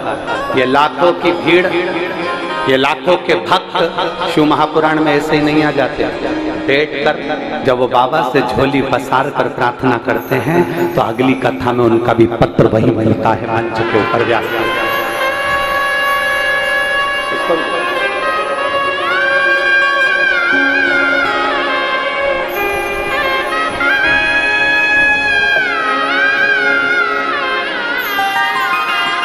वो ओघड़दानी है, त्रिकालदर्शी है, कैलाशी है, वो शंभु है। उसको पहचानना, उसको जानना बहुत कठिन है। मेरी कुरुद की जीजियों, श्रीधर परिवार, श्रीमती कमला देवी, श्री रतन जी शर्मा, श्री प्रकाश जी शर्मा और श्रीधर परिवार इस कथा को करवाया है। इनका तो भाग्य प्रबल है जो ये कथा ये करवाएं, पर उससे ज्यादा भाग्य आप सबका प्रबल है जो आप शिव महापुराण की कथा और खाली ना जाता कोई दर से तुम्हारे, खाली न जाता कोई दर से तुम्हारे, मेरी हरी हो नहीं चल रहा है अपने हृदय लगा लो गिरा जा रहा उठा लो भोले अपने घर से अब तो ना टालो, गिरी जा रही हो उठा लो। कोई अनाथ मेरा विश्व में वायलेंस कोई अनाथ कोई। आप क्यों कहते हो कि मेरा कोई नहीं? आप छाती ठोक कर कहो मेरा बाप मेरा शंकर बैठा है, मेरा पिता मेरा शिव बैठा। और जब मेरा पिता मेरा शंकर बैठा है तो मुझे क्या भय खाना? क्यों भ्रमित हूं? क्यों भटकूं? क्यों भटकूं?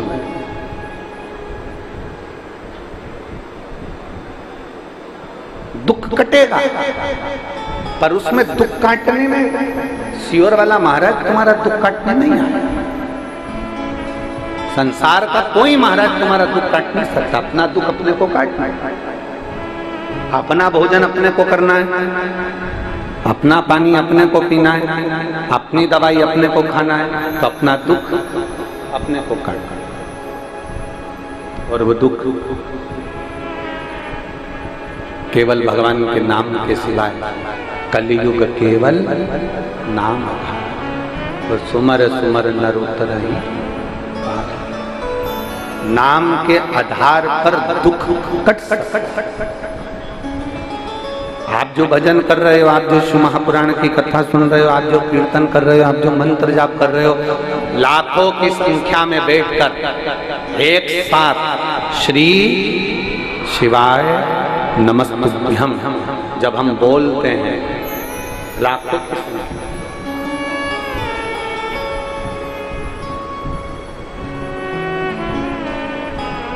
पूरी पृथ्वी पर केवल एक द्रौपदी थी, पूरी पृथ्वी पर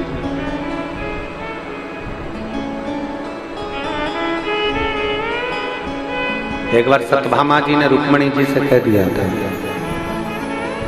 सत्यभामा जी ने रुक्मणी जी से कहा, रुक्मणी जी ये बताओ आखिर द्रौपदी का और कृष्ण का संबंध क्या है? ऐसा क्या संबंध कि द्रौपदी को दुख आता और कृष्ण दौड़कर चले जाते, द्रौपदी को तकलीफ आती और कृष्ण दौड़कर चले जाते? ये द्रौपदी और कृष्ण का संबंध क्या?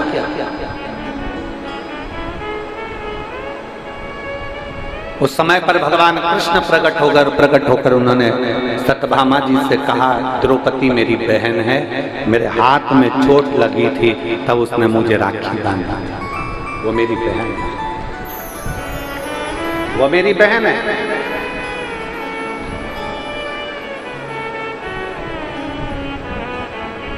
कृष्ण चले गए, फिर सत्यभामा बहुत प्रश्न करे, सत्यभामा जी ने फिर प्रश्न करा, रुक्मणी जी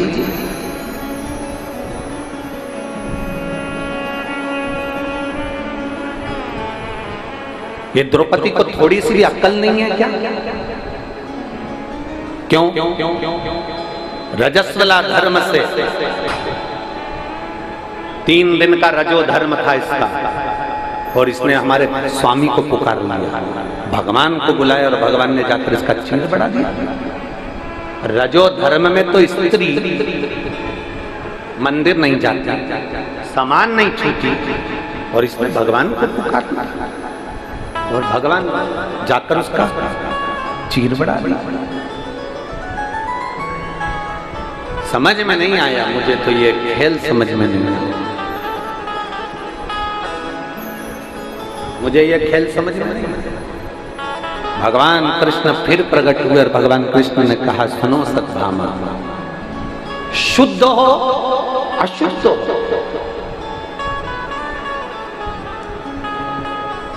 किसी भी अवस्था में स्वस्थ हो अस्वस्थ, घर में सो रहे हो कि पलंग पर सो रहे हो कि हॉस्पिटल में सो रहे हो, किस अवस्था में हो, परमात्मा भगवान कृष्ण कहते हैं, मैं ये नहीं देखता कि आप शुद्ध हो कि अशुद्ध हो, मैं तो ये देखता हूं कि आपने मुझे दिल से पुकारा है, और पुकारा है तो मुझे जाना है।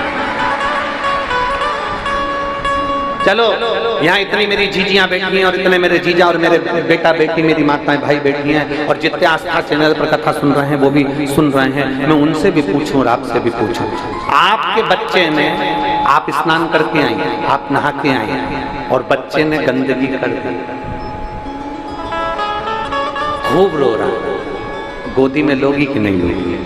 अरे बोलो तो जम जाए, उसकी गंदगी साफ करोगी कि नहीं करोगी? कोई दूसरा आएगा साफ करने के लिए?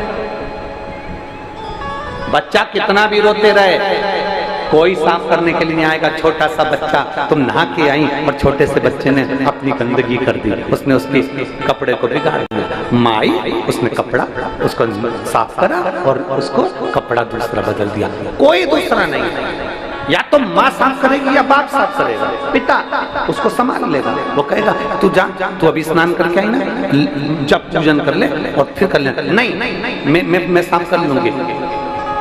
छोटा सा बच्चा माँ की गोद में गंदगी कर दे, छोटा सा बच्चा माँ की गोद में सुसु कर दे, छोटा सा बच्चा माँ की गोद में उल्टी कर दे, वोमिटिंग कर दे, छोटा सा बच्चा माँ की गोद में कुछ भी करे, तो भी माँ को वो हक है कि वो मंदिर में जाकर दिया लगा सकती है और भगवान की पूजन कर सकती है।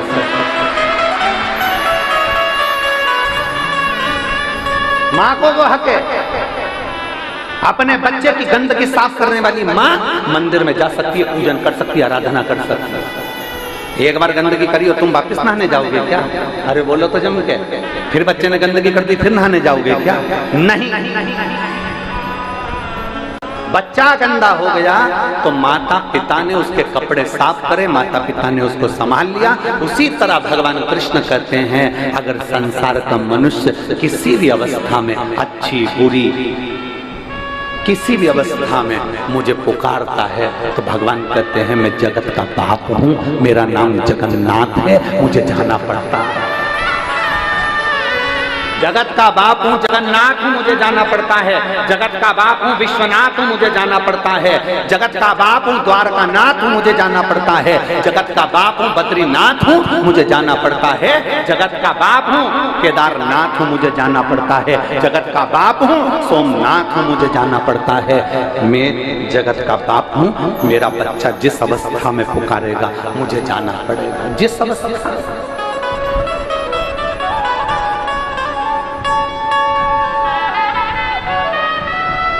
अब जिस अवस्था में पुकारोगे वो आएगा। सत्यभामा जी ने रुक्मिणी से फिर तीसरा प्रश्न किया, आखिर द्रौपदी में ऐसा क्या? और एक बार मुझे द्रौपदी से मिलना। सत्यभामा जी जैसे ही बोली तो भगवान कृष्ण जा रहे थे। कृष्ण जाते जाते सत्यभामा जी ने पूछ लिया, स्वामी कहाँ जा रहे हो? भगवान बोले द्रौपदी के घर। अब तो सत्यभामा जी रुक्मिणी जी से बोली, कुछ करो ना, मुझे द्रौपदी को देखना। रुक्मिणी जी ने कहा, स्वामी आप अगर द्रौपदी दीदी के घर जा रहे हो तो हमको भी ले चलो। भगवान ने कहा चल। रुक्मिणी सत्यभामा को ले गए। द्रौपदी बाल सुखा रही थी, पाटी पाड़ रही थी, कंगा कर रही थी, रोटी बना रही थी। इतने में द्वारकाधीश ने कह दिया, द्रौपदी तुम्हारी दो भाभी आई हैं, तुम ननंद हो, तुम्हारे बाल तुम्हारी भाभी बना देगी। इतने में रुक्मिणी जी आगे बढ़ी बाल बनाने के लिए। सत्यभामा जी ने कोनी मारकर पीछे कर, तुम रुको, आज अच्छे से इसका बाल बना, आज मैं अच्छे से बाल बनाती। सत्यभामा जी आगे बढ़ी, बाल बनाते बनाते सत्यभामा जी ने एक बाल को जम के खींच लिया। खींचते से जैसे बाल खींचा उसमें से आवाज आई, हे कृष्ण। कौन सी आवाज आई? हे कृष्ण। सत्यभामा जी को लगा द्रौपदी के केश में से आवाज, फिर खींचा, फिर आवाज आई, हे कृष्ण। फिर खींचा, फिर आवाज आई, हे कृष्ण। सत्यभामा जी